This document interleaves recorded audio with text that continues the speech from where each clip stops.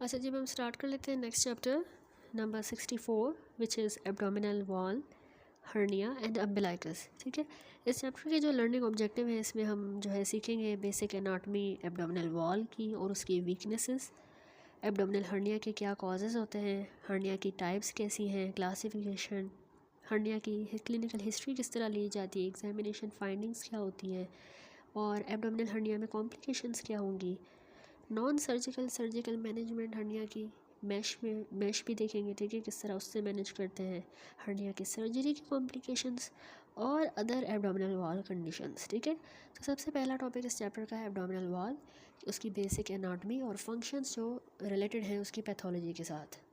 ठीक है, abdominal wall के कैसे स्ट्रक्चर्स जो है वो उसको फंक्शन करते हैं और उसमें वीकनेसेस कैसे होती हैं। तो सबसे पहले इसने की एनाटॉमिकल स्ट्रक्चर्स बताए हैं कि एब्डोमिनल वॉल की कंपोजिशन किस तरह है। कॉम्प्लेक्स स्ट्रक्चर है जो प्राइमरीली मसल्स, बोन और फेशिया का बना हुआ है।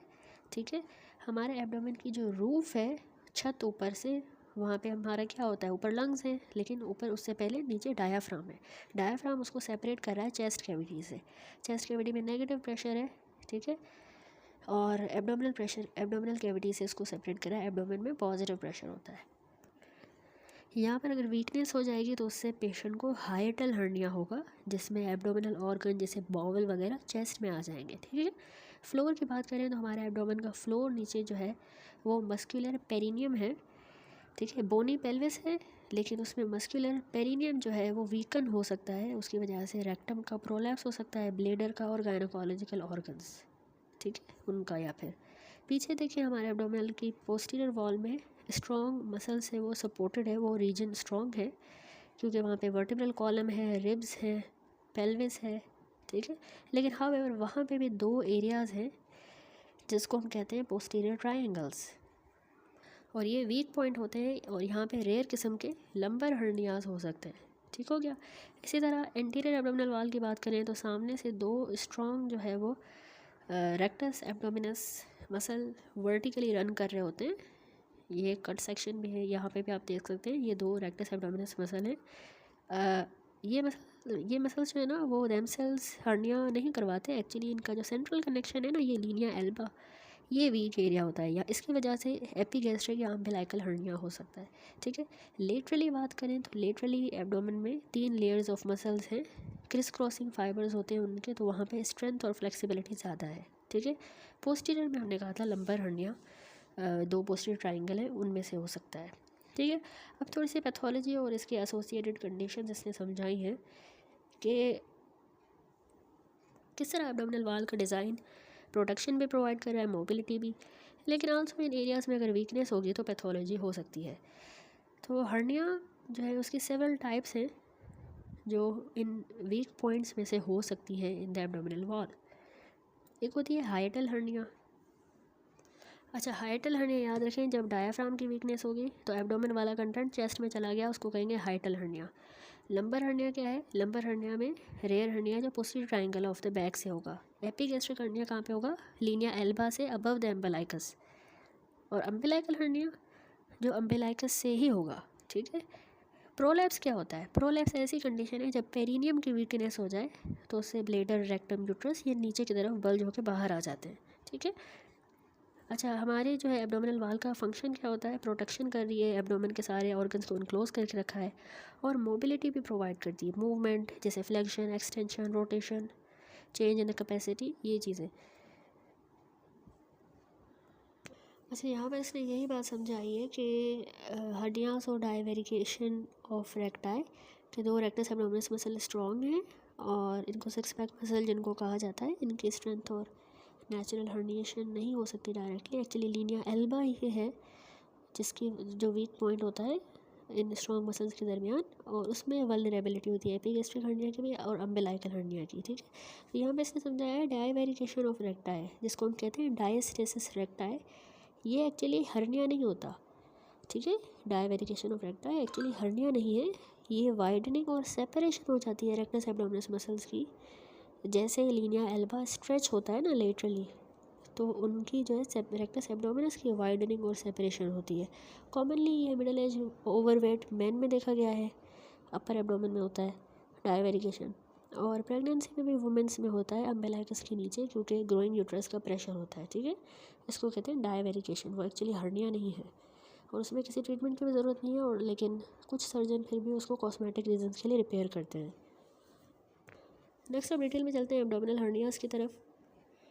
एब्डोमिनल हर्निया क्या होता है? एबनॉर्मल प्रोट्रूजन हो जाए ऑर्गन की या टिश्यू की थ्रू अ वीक स्पॉट या opening in the layer that typically contain it, ठीक है। एबनॉर्मल प्रोट्रूजन ऑफ ऑर्गन और tissue through an opening in the layer that normally contain it, जिसको वो नॉर्मली कन्फाइन कर रहा है उसी से उसकी प्रोट्रूजन हो जाए, उसको कहते हैं हर्निया।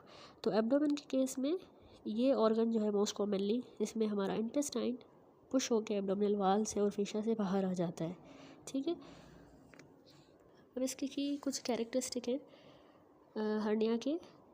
कौन फीचर हर्निया का होता है कि कोई चीज़ बल्ज आउट हुई है बाहर जहाँ पे वो होनी नहीं चाहिए, ठीक है। लोकेशन हर्निया जो है वीकनेस वाले एरिया में होते हैं। कवरिंग उसकी जो है ऑर्गन या टिश्यू हो सकता है जहाँ से वो पुश हुआ है, तो वो सारी एब्डोमिनल वॉल को अपने साथ ले आता है। ये जो लेयर्स होती हैं वो मसल फेशिया भी हो सकते हैं और थिन और स्ट्रेच हो सकती हैं। पेरिटोनियल सैक, सारी हर्नियास की पेरिटोनियल सैक नहीं होती। पेरिटोनियम एक्चुअली एब्डोमिनल कैविटी की मेम्ब्रेन है। जब हर्नियास बाहर आ रहे होते हैं ना, वो सैक बनाते हैं। जैसे कुछ एरियाज में, जैसे epigastric hernia abdominal wall layer के अंदर से आती है और ओनली पेरिटोनियम को इन्वॉल्व करती है एज इट ग्रो लार्जर। यानी अगर ऐसा आसान लफ्ज़ों में बोलूँ तो एपीगैस्ट्रिक हर्निया जिस तरह अगर है तो वो ऐसे ही सिर्फ एक फ़ैट की तरह, टिश्यू की तरह प्रोट्रूड करके बाहर आ सकती है मसल और फेशियास के गैप के दरमियान से।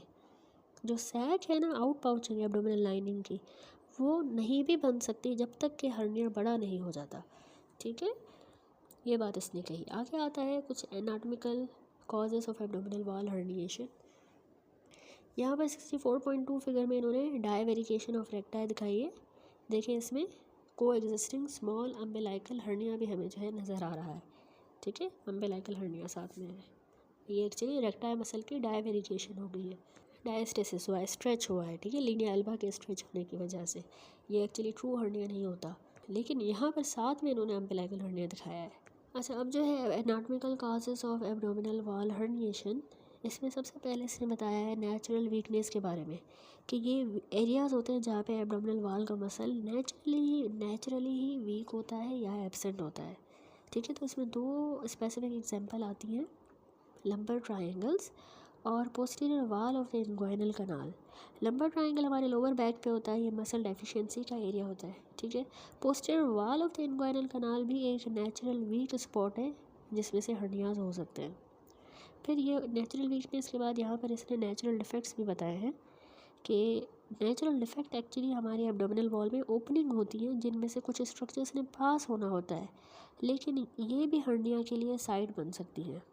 उसमें एक आता है इंग्वाइनल कनाल, ये मोस्ट कॉमन एग्जांपल है मेल्स में, जिसमें से टेस्टिकल्स पास होंगी to descend into the scrotum, और फीमेल्स में ये वही है जहाँ से राउंड लिगामेंट पास करता है, ठीक है, इंग्वाइनल कनाल।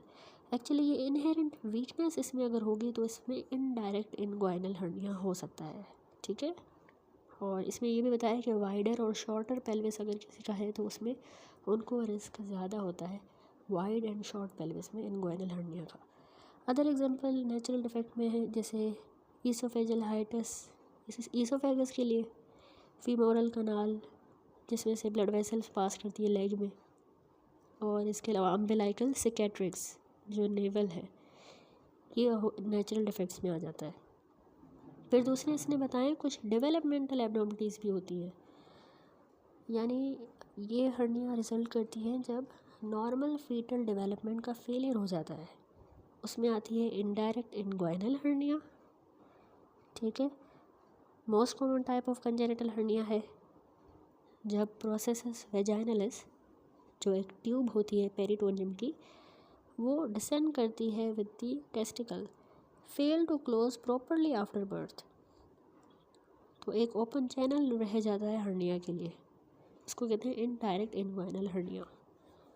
दूसरा हार्मोनल इन्फ्लुएंस भी है, जैसे कैल्सिटोनिन जीन रिलेटेड पेप्टाइड और हेपेटोसाइट ग्रोथ फैक्टर, ये भी प्रोसेसेस वेजाइनलिस के क्लोजर में रोल प्ले कर रहे होते हैं और पोटेंशियल हार्मोनल कॉज बनते हैं हर्निया का, ठीक है।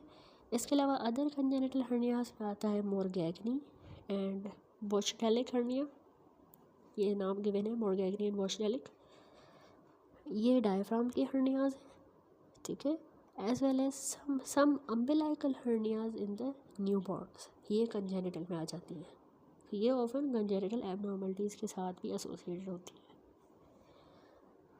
आगे इसने बताया डिसरप्शन फ्रॉम इंजरी, यानी अगर किसी को कोई इंजरी होती है तो उसमें भी तो वीक एरिया बनेगा एब्डोमिनल वॉल में, तो उसमें से भी हर्निया हो सकता है। जैसे सर्जिकल स्कार, इंसिजन दिया, इंसिजन तो हील हो गई लेकिन वो इतना स्ट्रॉन्ग नहीं होगा जिस तरह ओरिजिनल टिश्यू होता है, तो 70% ऑफ द इनिशियल स्ट्रेंथ जो है सिर्फ रीगेन होती है, तो वीकनेस होगी ना थोड़ी बहुत, तो उसकी वजह से इंसिजनल हर्निएशन होती है। और ये 10% ट्रेडिशनल एब्डोमिनल सर्जरीज में हर्निया की वजह बनता है लेप्रोटोमी में। लेप्रोस्कोपिक पोर्ट साइड से भी हर्निया हो सकता है, छोटी इंसिजन देते हैं लेकिन उसमें फिर लोअर हर्निया रेट है, तकरीबन 1% चांसेस है। मसल डैमेज फ्रॉम ट्रॉमा, जैसे कोई ब्लंट ट्रॉमा हो, हाई स्पीड कार एक्सीडेंट, तो उसमें एब्डोमिनल वाल के मसल टीयर हो जाएंगे और उनमें से हर्निएशन हो सकती है, ठीक है। समरी बॉक्स में देखें 6.1 में हर्निया के कॉजेज़ में हमने देखा कि एनाटॉमिकल वीकनेस हो सकती है, डेवलपमेंटल फेलियर हो सकता है, इसके अलावा जेनेटिक कोलेजन की वीकनेस में भी हर्निया हो सकते हैं, शार्प या ब्लंट ट्रॉमा हो, weakness due to ageing and pregnancy, ठीक है, और प्राइमरी न्यूरोलॉजिकल और मसल डिजीज़ में भी हर्निया हो सकता है। तो ये डिफरेंट कॉजेज़ है हर्निया के, ठीक है। यहाँ पर फिगर है 64.3, इसमें इन्होंने दिखाया है right direct inguinal hernia defect है, येलो एरोस से हमें नज़र आ रहा है, ये अबव द इनग्वाइनल ट्रायंगल है, ठीक है। ये एरो हेड जो है ना, ये इनग्वाइनल ट्रायंगल को इंडिकेट कर रहे हैं, बिल्कुल उसके ऊपर ये डायरेक्ट इनग्वाइनल हर्निया है। राउंड लिगामेंट, ये जो ग्रीन कलर का हमें नज़र आ रहा है, ये एंटर कर रहा है डीप इनग्वाइनल रिंग को just lateral to the inferior epigastric vessel, देखें इन्फीरियर एपिगैस्ट्रिक वेसल को बिल्कुल लेटरली ये एंटर कर रहा है इनग्वाइनल रिंग को।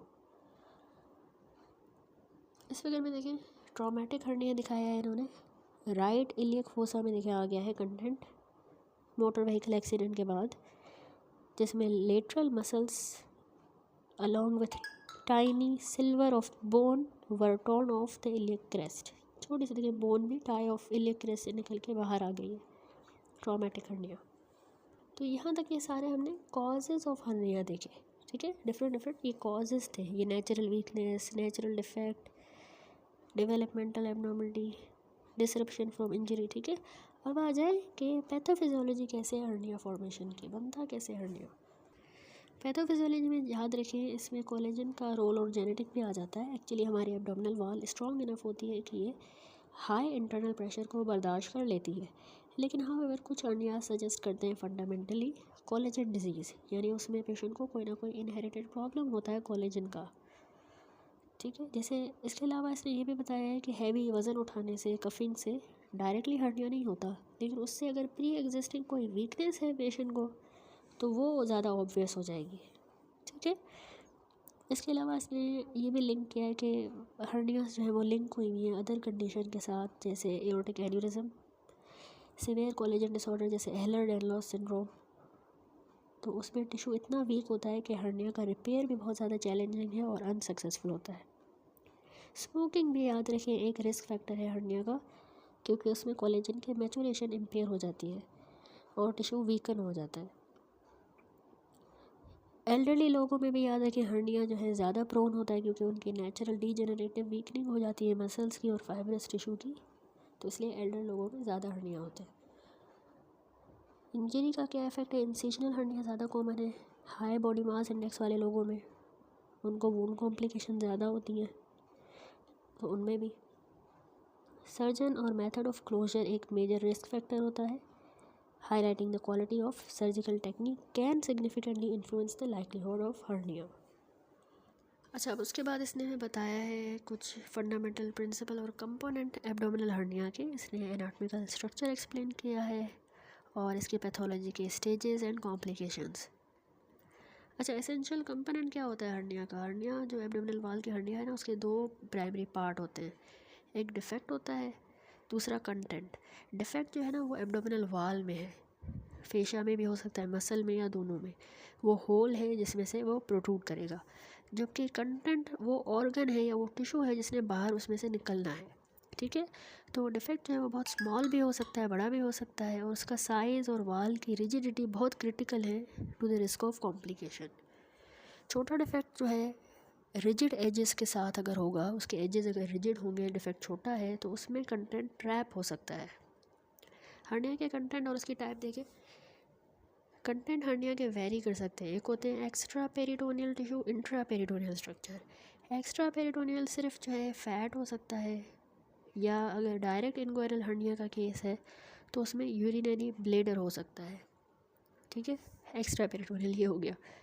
इंट्रा पेरिटोनियल स्ट्रक्चर में अगर हर्निया इनलार्ज करता है, बड़ा होगा, तो वो पेरिटोनियम को भी पुल करेगा डिफेक्ट के अंदर और एक सैक बना देगा। उसको कहते हैं इंट्रा पेरिटोनियल स्ट्रक्चर। अब ये जो सैक है इसमें ऑर्गन्स होते हैं, जैसे बॉवल होगा, ओमेंटम होगी, वो मूव करेंगे in and out of the hernia, अंदर बाहर होंगे। ठीक है, तो ये इंट्रा पेरिटोनियल, ये इसके कंटेंट हो गए। या सिर्फ फैट हो सकता है, ब्लेडर हो गया एक्स्ट्रा पेरिटोनियल, या ये पेरिटोनियम अगर आ जाएगी तो वो इंट्रा पेरिटोनियल हो सकता है, फिर उसमें अंदर के बॉवल और ये सारी चीज़ें भी हो सकती हैं। दूसरा, हर्निया रिड्यूसिबल भी हो सकती है, इररिड्यूसिबल। रिड्यूसिबल वो जिसमें कंटेंट फ्रीली अंदर और बाहर उस डिफेक्ट से मूव कर सके। इररिड्यूसिबल वो है जहाँ में जिसमें कंटेंट ट्रैप हो जाता है, ऑफन अडहेशंस की वजह से, या डिफेक्ट छोटा है तो वो ट्रैप हो जाएगा, तो उसमें फिर फर्दर कॉम्प्लिकेशन का रिस्क ज़्यादा होता है। फिर प्रोग्रेशन ऑफ कॉम्प्लिकेशन याद रखें कि हर्निया का जो नैरोवेस्ट पार्ट होता है उसमें कंटेंट ट्रैप हो जाते हैं, उसको कहते हैं नेक ऑफ द हर्निया। ठीक है, ये जो है ये नेक ऑफ द हर्निया कहलाई। हर्निया है, ये उसका नेक है, ये नैरोवेस्ट पार्ट है, ये कॉन्स्ट्रक्शन रिंग की तरह एक्ट करता है, और इसमें सीक्वेंस ऑफ कॉम्प्लिकेशन होते हैं। एक तो इसमें प्रेशर इंक्रीज़ होगा क्योंकि इसमें वीनस रिटर्न इम्पीड होगा, वापस नहीं जाएगा, तो अंदर जो है हर्निया में प्रेशर बिल्डअप होगा, उससे इसमें पेन होगा, पेशेंट को टेंडरनेस होगी। दूसरा, ऑब्स्ट्रक्शन। अगर इसमें बॉवल भी आ गया है अंदर, ठीक है, तो प्रेशर जो है पार्शली या टोटली ऑब्स्ट्रक्ट करेगा और फूड और गैस का पैसेज नहीं हो पाएगा, ऑब्स्ट्रक्शन होगी। तीसरा, स्ट्रेंगुलेशन। जैसे ही फर्दर प्रेशर बढ़ेगा तो अब इसकी आर्टीरियल ब्लड सप्लाई भी कट ऑफ हो जाएगी, तो उससे अंदर के जो टिश्यू ट्रैप हो गया है वो इस्कीमिक हो जाएगा और इवेंचुअली इन्फार्क्ट हो जाएगा, और ये एक सर्जिकल एमरजेंसी है। ठीक है, स्ट्रेंगुलेशन, क्योंकि आर्टीरियल सप्लाई अब कट ऑफ हो गई। चौथा, इसमें परफोरेशन हो सकती है। जो स्ट्रेंगुलेटेड हर्निया है वो डेथ भी करवा सकती है और परफोरेशन करवा सकती है अंदर वाले बॉवल वाल की। सारे जो टॉक्सिक कंटेंट है फिर लीक हो जाएंगे into the surrounding tissue and abdominal cavity में, और ये भी एक लाइफ थ्रेटनिंग कंडीशन है, परफोरेशन। ठीक है, इसके अलावा इनकार्सरेटेड हर्निया क्या है? इनकार्सरेटेड एक्चुअली इररेड्यूसिबल हर्निया होती है, that is also on its way to becoming strangulated. ठीक है वो भी इररेड्यूसिबल, वापस नहीं जा सकती, और स्ट्रेंगुलेटेड होने वाली है, यानी हाई रिस्क सिचुएशन को हम कहते हैं इनकार्सरेटेड। समराइज़ करें, type of hernia by complexity. Occult hernia जो क्लिनिकली डिटेक्टेबल ना हो। रिड्यूसिबल हर्निया ऐसी स्वेलिंग जो अपीयर भी हो फिर डिसअपीयर हो जाए। इररिड्यूसिबल जो ऐसी स्वेलिंग जो कि रिप्लेस नहीं हो सकती वापस एब्डोमेन में, और उसमें फिर कॉम्प्लिकेशन का रिस्क होता है, उसको हम कहेंगे इररिड्यूसिबल। इनकार्सरेटेड वो इररिड्यूसिबल है और ट्रैप्ड है जिसमें स्ट्रेंगुलेशन का रिस्क हो। ठीक है, और स्ट्रेंगुलेटेड क्या है? Strangulated actually actually painful swelling होती है क्योंकि उसमें टिश्यू इस्कीमिया हो जाती है, आर्टीरियल सप्लाई कट ऑफ हो जाती है, और ये एमरजेंसी सर्जरी रिक्वायर करती है। एक्यूटली पेनफुल स्वेलिंग को कहते हैं स्ट्रेंगुलेटेड। इन्फाक्टेड हर्निया जिसमें ब्लड जो हर्निया है वो गैंग्रीनस हो जाए, उसको इन्फाक्टेड कहते हैं, और उसमें भी हाई मोर्टेलिटी है। ठीक है, यहाँ पे फिगर है, गैंग्रीनस रिचर्स हर्निया दिखाया गया है from a case of strangulated femoral hernia. देखिए गैंग्रीन डेवलप हो गई है। इसको ही नीचे इसने एक्सप्लेन किया है कि रिचर्स हर्निया जो होती है ना, ओनली पोर्शन ऑफ बावल वाल rather than the entire circumference, नहीं सिर्फ एक पोर्शन ऑफ बावल वाल का जो है वो हर्निया की सैक में अगर एंटर हो, ठीक है। उसमें क्या होता है, उसको कहते हैं रिचर्स हर्निया। तो उसमें कुछ की कैरेक्टरिस्टिक्स और डेंजर है। पार्शियल हर्निएशन कह रहा है, अनलाइक द टिपिकल हर्निया यहाँ पे पूरा बॉवल का लूप प्रोट्रूड नहीं होता। रिचर हर्निया में सिर्फ सेक्शन ऑफ बॉवल वाल आती है। हर्निया की सैक छोटी होती है और उसको क्लिनिकली डिटेक्ट करना मुश्किल होता है। अच्छा, इसमें हमेशा ऑब्स्ट्रक्शन नहीं होती, क्योंकि मैंने कहा ना पार्ट ऑफ बॉवल है, पूरा लूमेन तो ब्लॉक नहीं हुआ ना, तो इसमें ऑब्स्ट्रक्शन वाले साइंस भी नहीं होते। स्टूल भी पेशेंट पास कर रहा है, ठीक है। डायग्नोसिस में भी डिले होता है। हाई रिस्क है इसमें स्ट्रैंगुलेशन का, क्योंकि बेशक ऑब्स्ट्रक्शन तो नहीं है लेकिन फिर भी ये स्ट्रैंगुलेशन हो सकती है। ब्लड सप्लाई कट ऑफ हो जाएगी, नेक्रोसिस होगी, परफोरेशन हो सकती है। फिर आगे जाके ये लाइफ थ्रेटनिंग सीक्वेंस हो जाएगा। अगर परफोरेशन हुई तो सीवियर इन्फेक्शन, सेप्सिस और जान भी जा सकती है। तो इसकी कॉमन लोकेशन याद रखें, फीमोरल हर्निया जो कि फीमोरल कनाल में होती है, वो कॉमन टाइप ऑफ हर्निया है। वो इस तरह रिचर हर्निया के साथ की तरह प्रेजेंट करती हैं और डेंजरस डायग्नोस्टिक डिले करवाती हैं, ठीक है। Femoral hernias. फिर आगे इसने एक्सप्लेन किया है इंटरस्टिशियल हर्निया के बारे में, कि इसमें हर्निया की सैक और उसके कंटेंट जो है पूरे with in the layer of abdominal वाल मसल के ही अंदर होंगे entirely, rather than pushing all the way through the subcutaneous fat. वो उसी के अंदर होंगे इंटरस्टिशियल हर्निया में। तो इस तरह की हर्निया में कोई पेरिटोनियल सैक नहीं होती, पाउच लाइक सैक नहीं होती, ठीक है। कॉमन एग्जांपल इसमें आती है स्पाइजेलियन हर्निया, जो स्पाइजेलियन फेशिया के डिफेक्ट के थ्रू होती है। स्पाइजेलियन फेशिया एक फाइब्रस बैंड होता है दो मसल्स के दरमियान, उसमें से ये हर्निया होता है और वो एब्डोमिनल वाल के ही अंदर रहता है, ठीक है। वो इंटरस्टिशियल हर्निया की एग्जांपल है। एक और होती है इंटरनल हर्निया। ऐसी कंडीशन है जिसमें बावल के लूप आपस में ट्रैप हो जाते हैं पेरिटोनियल कैविटी के ही अंदर। तो unlike the other hernia, internal hernia में प्रोट्रूजन नहीं होती, बाहर ही निकलता नहीं है। इंट्रैपमेंट हो सकती है इन द प्री एग्जिस्टिंग या created spaces inside the abdomen, जैसे नेचुरली एग्जिस्टिंग स्पेसेस में, जैसे हमारा जो फोरामेन ऑफ विंस्लो होता है, पेरिटोनियल कैविटी को कनेक्ट करने वाले जो दो पार्ट्स होते हैं, तो दोनों पार्ट्स को कनेक्ट वाली जो ओपनिंग होती है फोरामेन ऑफ विंस्लो, उनमें से इंट्रैपमेंट हो सकती है, ठीक है। या पैराडुओडेनल एंड पैरासिकल फोसा से, जो हमारी पेरिटोनियम में ही नेचुरल पॉकेट्स या रिसेसेस होती हैं, पैराडुओडेनल एंड पैरासिकल फोसा, ठीक है, इनमें इंट्रैपमेंट हो सकती है। अच्छा, scar tissue from prior surgery या इन्फ्लामेशन अगर हो तो उसमें बैंड क्रिएट होते हैं जो कि बावल उनमें कॉट हो सकता है, adhesive band. Iatrogenic defect in mesentery, ये होल्स होते हैं या डिफेक्ट होते हैं मेजेंट्री में जो सर्जन क्रिएट करता है ड्यूरिंग प्रोसीजर, जैसे गैस्ट्रिक बाईपास सर्जरी, तो उसमें भी ये इंटरनल हर्निया ट्रैप हो सकता है। That's it. आगे जो है clinical history and diagnosis in hernia case में इसने बताया है। सबसे पहले क्लिनिकल प्रेजेंटेशन और पेशेंट हिस्ट्री में awareness of a lump, patient को लंप या स्वेलिंग एब्डोमिनल वॉल पे महसूस होगी, ठीक है। उसमें पेन, वैसे हर्निया पेनलेस होते हैं लेकिन कभी कभार डल किस्म का एकिंग या हैवी सेंसेशन जैसा पेन हो सकता है। शार्प इंटरमिटेंट पेन अगर हो रहा है ना, शार्प किस्म का, तो उसका मतलब है कि वो टिश्यू जो है हर्निया की नेक में पिंच हो रहा है, तो उसमें शार्प इंटरमिटेंट पेन होगा। सिवियर अगर पेन हो रहा है तो उसका मतलब है स्ट्रैंगुलेशन हो गई है और ये एक सर्जिकल एमरजेंसी है, ठीक है। रिड्यूसिबिलिटी की बात करें तो क्लिनिशियंस को वो डिटरमाइन करनी होती है कि वो रिड्यूसिबल है या इरिड्यूसिबल है, वापस अंदर जाता है या ट्रैप हो जाता है, ठीक है। ऑब्स्ट्रक्शन के सिम्टम के बारे में भी पूछेंगे, जैसे नोशिया, वॉमिटिंग होता है या गैस पास ना होना, बावल मूवमेंट्स ना होना, तो ऑब्स्ट्रक्शन का पूछेंगे। अच्छा, क्लासिफाई किया जाता है हर्निया को, ये बहुत ज़रूरी है कि हम क्लासिफाई करें कि ये प्राइमरी हर्निया है, जो पहली बार डेवलप हो उसको कहते हैं प्राइमरी हर्निया। रिकरेंट हर्निया, जो प्रीवियस रिपेयर से रिटर्न हुई हो, ठीक है, आफ्टर ए प्रीवियस रिपेयर दोबारा ये रिटर्न हुई है तो उसको कहते हैं रिकरेंट हर्निया। तीसरी होती है इंसिजनल हर्निया, जो प्रीवियस इंसिजन वाली साइड पे हो, ठीक है। तो ये क्लासिफिकेशन इंपॉर्टेंट है क्योंकि रिकरेंट और इंसिजनल हर्निया कॉम्प्लेक्स है और उनमें डिफरेंट सर्जिकल स्ट्रैटेजी करनी होगी। प्री सर्जिकल असेसमेंट क्या है? Beyond the hernia itself full medical history बहुत ज़रूरी है सर्जरी के लिए। पेशेंट का कार्डियक और रेस्पिरेटरी सिस्टम के क्वेश्चंस करने होंगे ताकि एनेस्थीसिया उनको दे सकते हैं हम, एनेस्थीसिया का रिस्क देखना होगा। मेडिकेशन हिस्ट्री, वारफिन, एपिक्साबेन, एस्प्रिन, क्लोपिडोग्रल, क्योंकि ब्लीडिंग का रिस्क भी होता है सर्जरी के दौरान, इनका पूछेंगे। ड्रग हिस्ट्री सारी।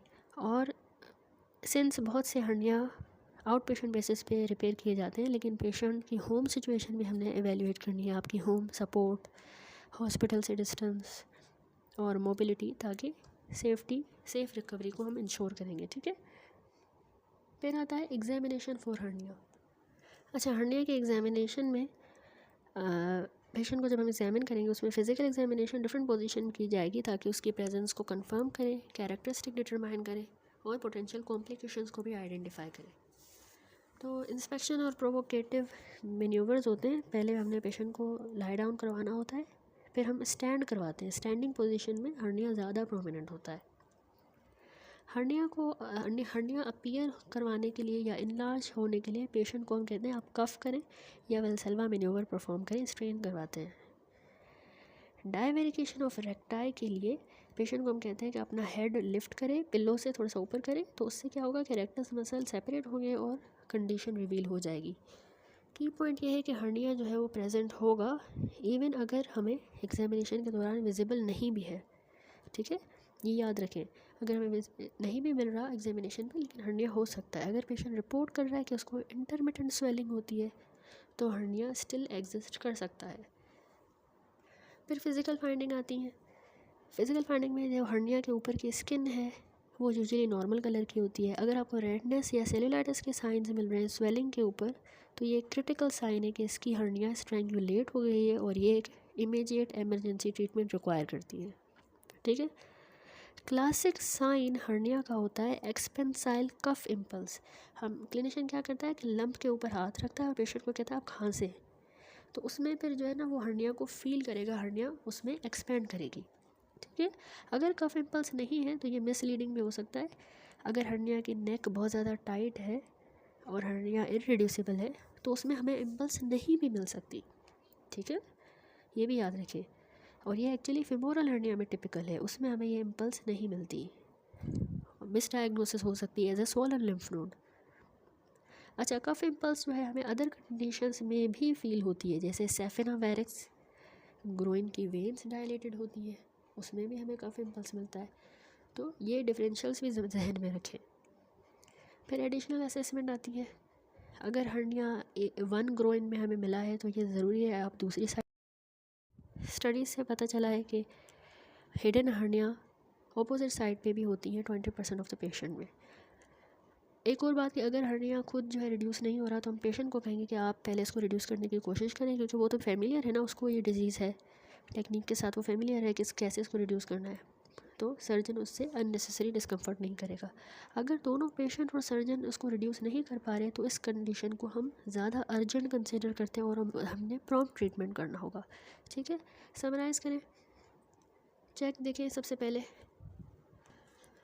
हर्निया की हमने रिड्यूसिबिलिटी चेक करनी होती है, कफ इम्पल्स, टेंडरनेस, उसके ऊपर की स्किन का कलर चेंज, मल्टीपल डिफेक्ट या कॉन्ट्रालेटरल साइड भी देखनी होती है, प्रीवियस रिपेयर के science, scrotal content for groin hernia और इसके अलावा एसोसिएटेड पैथोलॉजी। समरी बॉक्स 64.4 में देखिए, एग्जामिनेशन में याद रखिए कि swelling with a cough impulse is not necessary a hernia. ठीक है, कफ इम्पल्स से अगर स्वेलिंग मिल रही है तो वो सेफेना वेरिक्स भी हो सकता है। एक और बात कि swelling with no cough impulse, उसमें कफ इम्पल्स अगर हमें नहीं मिल रही लेकिन स्वेलिंग है तो वो हर्निया भी हो सकता है, बट अदर डायग्नोसिस को भी हम कंसीडर करेंगे। ठीक है, नेक्स्ट आती है इन्वेस्टिगेशंस फॉर हर्निया। अच्छा, हर्निया की इन्वेस्टिगेशंस जो हैं, अच्छा वैसे क्लिनिकल डायग्नोसिस सफिशिएंट होती है मोस्ट हर्नियाज़ के लिए, लेकिन हाउएवर कुछ इन्वेस्टिगेशन हम यूज़ करते हैं जब हमारी डायग्नोसिस अनक्लियर हो या डिटेल इन्फॉर्मेशन चाहिए होती है या जब पेशेंट के सिम्टम मैच नहीं कर रहे फिजिकल फाइंडिंग के साथ। तो सबसे पहले इसमें होता है अल्ट्रासाउंड। अल्ट्रासाउंड यूज़फुल और इनएक्सपेंसिव टूल है, लेकिन इसकी एक्यूरेसी जो है स्किल ऑफ द ऑपरेटर पे डिपेंड करती है।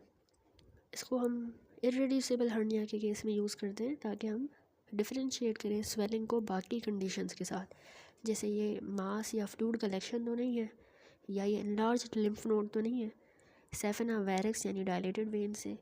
इसके अलावा हम इससे हर्निया के कंटेंट्स को भी आइडेंटिफाई करते हैं और ये यूज़फुल होता है in the early period after the surgery to distinguish a blood clot यानी हेमाटोमा को सीरोमा के साथ, फ्लूइड कलेक्शन के साथ, from a new hernia recurrence, उससे हम डिफ्रेंशिएट करते हैं। ठीक है, दूसरा इन्वेस्टिगेशन में सीटी स्कैन आता है।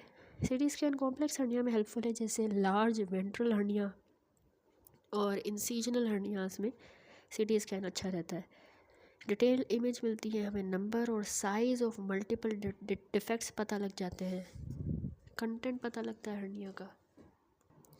इसके अलावा उससे हम प्रेजेंस ऑफ अडेजन्स को भी असेस करते हैं, स्कार टिश्यू को, ठीक है, और रूल आउट करते हैं अदर एब्डोमिनल कंडीशंस को जो कि सिम्टम करवा सकती हैं, जैसे असाइटीज़, कोई हिडन मैलिग्नेंसी या पोर्टल हाइपरटेंशन, इनको भी रूल आउट कर लेते हैं सीटी स्कैन से।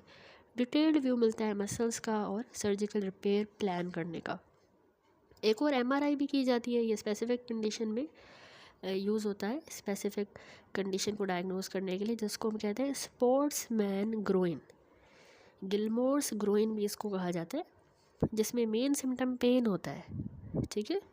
डिटेल इमेजेस एमआरआई की सर्जन को हेल्प करेंगी कि अगर पेन जो है वो स्मॉल अकल्ट हिडन हर्निया की वजह से हुआ है या ये ऑर्थोपेडिक इंजरी हुई है, तो उसमें ये एमआरआई की जाती है, ठीक है, स्पोर्ट्समैन ग्रोइन में। इसके अलावा लेप्रोस्कोपी एक और इन्वेस्टिगेशन है, मिनिमली इन्वेजिव सर्जिकल प्रोसीजर है, कैमरा के ज़रिए। फाइनल ऑप्शन यही होता है। इंसीजनल हर्नियास के लिए हम इनिशियल लेप्रोस्कोपी करके डिटरमाइन करते हैं कि अगर हमें फुल लेप्रोस्कोपिक रिपेयर की ज़रूरत है या नहीं।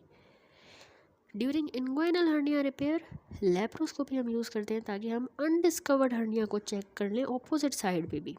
हाउएवर लेप्रोस्कोपी लिमिटेड है और इसको हम हर्नियास को आइडेंटिफाई करने के लिए यूज़ नहीं कर सकते जो कि इंटायरली एब्डोमिनल वाल की लेयर्स के अंदर हो, जैसे lipoma of the spermatic cord या कुछ एपिगैस्ट्रिक हर्निया और स्पाइजेलियन हर्निया। इनको करने के लिए लेप्रोस्कोपिक फ़ायदेमंद नहीं है, ठीक है, दैट्स इट। तो इन्वेस्टिगेशन में प्लेन रेडियोग्राफ लिटिल वैल्यू का है, अल्ट्रासाउंड वैसे अच्छा है, लो कॉस्ट, लेकिन ऑपरेटर डिपेंडेंट है। सीटी से हम वेंट्रल और इंसिजनल हर्निया का पता लगाते हैं। एमआरआई अच्छा है स्पोर्ट्समैन ग्रोइन विथ पेन के लिए। लेप्रोस्कोपी से अकल्ट डिफेक्ट का भी पता लग जाएगा, लेकिन इंटरस्टिशियल हर्निया इसमें पता नहीं चलती, ठीक है। अब आती है मैनेजमेंट प्रिंसिपल्स। एब्डोमिनल वाल हर्निया की मैनेजमेंट जो है कुछ प्रिंसिपल्स से गाइड होती है। सारे हर्नियास को रिपेयर की ज़रूरत नहीं है, सर्जरी सिर्फ तब करनी है जब रिस्क ऑफ कॉम्प्लिकेशन हो या पेशेंट को सिम्टम हो रहे हैं या कॉस्मेटिक रिपेयर। तो सबसे पहले पेशेंट की चॉइस होती है कि उसने रिपेयर करवाना है सिम्टमेटिक रिलीफ के लिए, पेन हो रहा है या हैवी फील हो रहा है, या कॉस्मेसिस के लिए। तो सर्जन जो है रेकमेंड करता है रिपेयर विथ व्हेन कॉम्प्लिकेशंस जैसे बॉवल ऑब्स्ट्रक्शन या स्ट्रेंगुलेशंस होने वाली हो, तब करता है सर्जन, ठीक है। तो पार्टिकुलरली ट्रू हर्नियास के लिए जिनके नैरो नेक होती है उनमें रिस्क ट्रैपिंग का ज़्यादा होता है। फीमोरल हर्निया को हमेशा रिपेयर करना होता है क्योंकि उसमें स्ट्रेंगुलेशन का रिस्क, याद रखें, ज़्यादा होता है। कोई भी हर्निया जो कि सिम्टमेटिक है, पेन करवा रही है या डिस्कम्फर्ट करवा रही है या वो इरिड्यूसिबल है, इसको पुश बैक नहीं किया जाता, तो उसको भी हम रिपेयर करेंगे, ठीक है। सर्जिकल कैंडिडेट्सी कौन है? रिस्क बेनिफिट एनालिसिस करनी होती है, सर्जरी का risk against the risk of leaving the hernia untreated. Specially जिन पेशेंट को बाकी हेल्थ प्रॉब्लम है तो उनमें हाई सर्जिकल रिस्क होता है। यंगर पेशेंट में ये सर्जरी सेफ़ है क्योंकि उनको सिम्टम्स और कॉम्प्लिकेशन लेस लाइकली है टू डेवलप। समरी में देखें, सारी हर्निया को सर्जिकल रिपेयर की ज़रूरत नहीं है। स्मॉल हर्निया जो है वो ज़्यादा डेंजरस होती हैं बनस्पत लार्ज हर्नियास की। Pain, tenderness, skin changes, difficulty in reducing imply high risk of strangulation. ये हमें अगर मिल रहा है टेंडरनेस, पेन, स्किन चेंज, तो स्ट्रेंगुलेशन का रिस्क ज़्यादा है और फीमोरल को हमने हमेशा रिपेयर करना होता है। इसके अलावा watchful waiting and conservative management का बताया है। एसिम्टमेटिक अगर इंग्वाइनल हर्निया है, स्पेशली एल्डरली पेशेंट में, सेफ़ है कि हम वाचफुल वेटिंग करें, ठीक है, विदाउट इमीडिएट सर्जरी हम उसको मॉनिटर करें। 10% इस तरह के पेशेंट्स को सिम्टम्स डेवलप होंगे तो ही सर्जरी करेंगे। अदर टाइप ऑफ हर्नियास में इसने समझाया है ट्रस जो है एक टाइप ऑफ सपोर्ट गारमेंट होता है, हर्निया को कंट्रोल करने के लिए यूज़ होता है, लेकिन कुछ सर्जन्स रेकमेंड करते हैं इसको आज भी।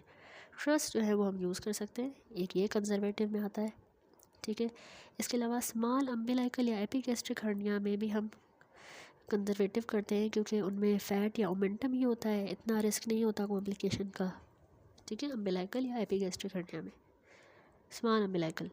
इसी तरह लार्ज जो इंसिजनल हर्निया है एल्डरली या ओबीस पेशेंट में कंजर्वेटिव करेंगे क्योंकि उनमें कॉम्प्लेक्स रिस्क होता है कॉम्प्लेक्स सर्जरी का और हाई रिकरेंस रेट होता है, स्पेशली अगर हर्निया की वाइड नेक हो तो उसमें स्ट्रैंगुलेशन का रिस्क क्योंकि लो है, तो इसलिए हम उनमें भी वाचफुल वेटिंग करते हैं, कंजर्वेटिव अप्रोच करते हैं। अक्यूट हर्निया मैनेजमेंट में इसने बताया है अक्यूट पेनफुल किस्म का इरिड्यूसिबल हर्निया एक मेडिकल इमरजेंसी है, उसमें हमने अर्जेंट मैनेजमेंट करनी होगी, अर्जेंट सर्जरी। टैक्सेस कह रहा है कुछ केसेस में सर्जन टैक्सेस अटेम्प्ट करते हैं। Taxes actually gentle manual reduction होती है हर्निया की, उसमें पेन मेडिकेशन या सेडेशन देना होता है, उसको कह रहे हैं टैक्सेस। दूसरा स्पॉन्टेनियस रिडक्शन, ठीक है, कभी कभार हर्निया खुद ही रिड्यूस हो सकती है, हॉस्पिटल में एडमिट किया, पेन मेडिकेशन दी, मसल रिलैक्स हुए, सही हो जाएगी। इसके अलावा urgent recommendation for surgery, even अगर हर्निया रिड्यूस भी हो जाती है टैक्सेस के ज़रिए या स्पॉन्टेनियसली, हमने फिर भी इसकी सर्जरी करनी है अर्लीस्ट अपॉर्चुनिटी पे, क्योंकि उसमें हर्निया दोबारा से ट्रैप हो सकती है, ठीक है। नेक्स्ट आती है कुछ सर्जिकल अप्रोचेस टू हर्निया। अच्छा, सर्जिकल हर्निया रिपेयर जो है ना सेट ऑफ जनरल प्रिंसिपल्स पे एम्ड है, ठीक है, बेस्ड है, जिसका एम यही होता है कि सेफ्टली हम हर्निएटेड टिश्यू को रिटर्न करें एब्डोमेन में और वीकेंड एब्डोमिनल वॉल को रीइंफोर्स करें। तो हमारी core principle of modern hernia repair क्या है? सबसे number 1, reduction of the content, जो भी टिश्यू बाहर आ गया उसको वापस एब्डोमिनल कैविटी पे भेज दें। अगर डेड नॉन वायबल टिश्यू है तो उसको रिमूव कर लें और बाउल रिपेयर परफॉर्म करें, नेसेसरी है, ठीक है, if necessary. Number 2, excision of the peritoneal sac, जो पेरिटोनियल सैक होती है जो उसके साथ बाहर आई है हर्निया के साथ, उसको आइडियली हमने एक्साइज कर देना होता है और क्लोज़ करना है। लेकिन हाँ, अगर छोटी सैक है तो उसको हम वापस एब्डोमेन में भेज भी सकते हैं without removal, particularly laparoscopic repairs में, और सैक को हम अपनी जगह पे ही छोड़ देंगे। अच्छा, सैक को अपनी जगह पे छोड़ देने से सीरोमा भी हो सकता है, कलेक्शन ऑफ फ्लूइड, सीरोमा, ठीक है। तीसरा, closure of the hernia defect, जो होल है ना एब्डोमिनल वॉल का, उसको भी बंद करना है। वो इतना पॉसिबल नहीं होता अगर डिफेक्ट बड़ा है या सराउंडिंग का टिश्यू रिजिड है। अगर जो है वो डिफेक्ट बहुत ज़्यादा लार्ज है तो सराउंडिंग का टिश्यू जो है वो रिजिड होता है, जिस तरह फीमोरल हर्निया में, ठीक है। तो या फिर अगर वाइटल स्ट्रक्चर्स है जैसे स्पर्मेटिक कॉर्ड उसमें से रन कर रही है, तो ये हमेशा पॉसिबल नहीं होता कि हम डिफेक्ट को भी बंद करें। तो इस तरह के केसेस में सर्जन जो है प्लास्टिक सर्जरी टेक्निक करता है to borrow tissue from elsewhere to close the defect, though this can create a new weak spot, ठीक है। चौथा होता है री इन्फोर्समेंट विथ मैश, जो मोस्ट क्रिटिकल स्टेप होता है मॉडर्न हर्निया रिपेयर में, वो है कि हमने मैश के साथ रिपेयर करना होता है, री इन्फोर्स करना होता है। तो इससे जो है सिग्निफिकेंटली हाई रिकरेंस रेट भी कम होता है, जो सिंपली क्लोज़ करने से डिफेक्ट को हम सिंपली अगर बंद करें उसकी निस्बत इसमें रिकरेंस रेट जो है कम है। नॉन मैश रिपेयर भी एक ऑप्शन है, लेकिन मैश आजकल एक्सटेंडेड है मोस्ट हर्निया रिपेयर्स के लिए, ठीक है। मैश का रोल थोड़ा सा बताऊं, री इन्फोर्समेंट मैश से ये फ़ायदा है कि परमानेंट री इन्फोर्समेंट हो जाती है एब्डोमिनल वॉल की, जो कि बहुत ज़रूरी है, क्योंकि सिर्फ अगर हम स्टिच करेंगे डिफेक्ट को तो उसमें रेट ऑफ रिकरेंस ज़्यादा है, ठीक है। मैश से जो है हर्निया दोबारा नहीं होगा, लेकिन आल्दो एलिमिनेट हमेशा के लिए नहीं होता, इंटायरली ऐसा नहीं है कि कभी भी नहीं होगा। ऑनगोइंग रिसर्च भी चल रही है मैश की टेक्नोलॉजी, इस पर उन पर काम भी किया जा रहा है ताकि उसमें फ़र्दर रिकरेंस रेट कम हो। मैश जो है मॉडर्न सर्जरी में उसकी इम्पोर्टेंस ने मैश मटेरियल की अंडरस्टैंडिंग भी बनाई है और टेक्निक्स जो कि वाइटल होती है सर्जन के लिए। सर्जिकल स्पेशलाइजेशन आगे इसने बताया है कि increasing complexity of repairing large और recurrent hernia which often require advanced technique like abdominal wall reconstruction has led some surgeons specializing in hernia repair। अच्छा जी, उसके बाद डिटेल में आता है मैश इन हर्निया रिपेयर, ठीक है। मैश होता क्या है एक्चुअली, मैश ये फिगर भी बनी हुई है, एक प्रोस्थेटिक मटेरियल है नेट की तरह। एक्चुअली ये एक प्रोस्थेटिक मटेरियल है नेट की तरह या फ्लैट शीट की तरह, और इसको हर्निया रिपेयर को स्ट्रेंथन करने के लिए यूज़ किया जाता है, ठीक है, जो हम डिफेक्ट को जो है इससे फिल करते हैं। तो एक्चुअली ये स्कैफोल्ड प्रोवाइड करता है न्यू टिश्यू ग्रोथ के लिए, और जो वीकेंड एरिया है उसको रीइंफोर्स करते हैं where the hernia has occurred, ठीक है। तो किस तरह यूज़ होता है यहाँ पे इसने बताया है, as a bridging defect. Mesh को हम हर्निया की ओपनिंग के ऊपर रखते हैं as a tension free patch, तो ये मेथड जो है ये रिलाई करता है on a significant overlap of mesh on to the surrounding healthy strong tissue to reduce the risk of hernia returning. ठीक है, उसी के ऊपर रखते हैं फिर दोबारा ताकि हर्निया ना हो, तो डिफेक्ट को ब्रिज करने के लिए। दूसरा, प्लगिंग अ डिफेक्ट। तो एक plug shaped piece of mesh जो है वो हम डायरेक्टली होल के अंदर पुश करते हैं। तो ये वाली टेक्निक जो है ये स्मॉल डिफेक्ट के लिए की जाती है, लेकिन ये is largely fallen out of favor due to the complication like formation of meschoma। उससे फिर meschoma बनता है, fibrous mass causing chronic pain। ये एक है इसकी कह रहे हैं कॉम्प्लिकेशन, meschoma।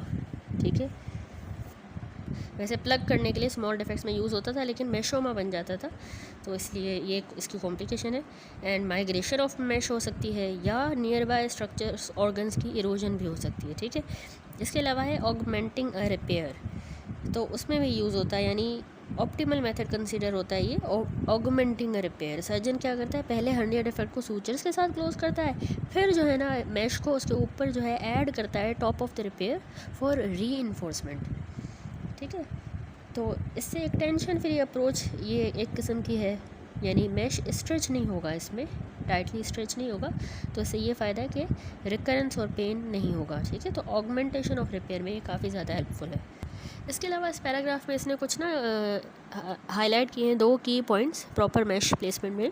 इसने बताया कि जनरस ओवरलैप होना चाहिए, जब भी हम डिफेक्ट को ब्रिज करें तो लार्ज ओवरलैप मैश का on to the surrounding tissue is crucial to prevent the hernia from recurring. ठीक है, ज़्यादा सारा हमने मैश बिछाना होता है ताकि रिकर ना करे।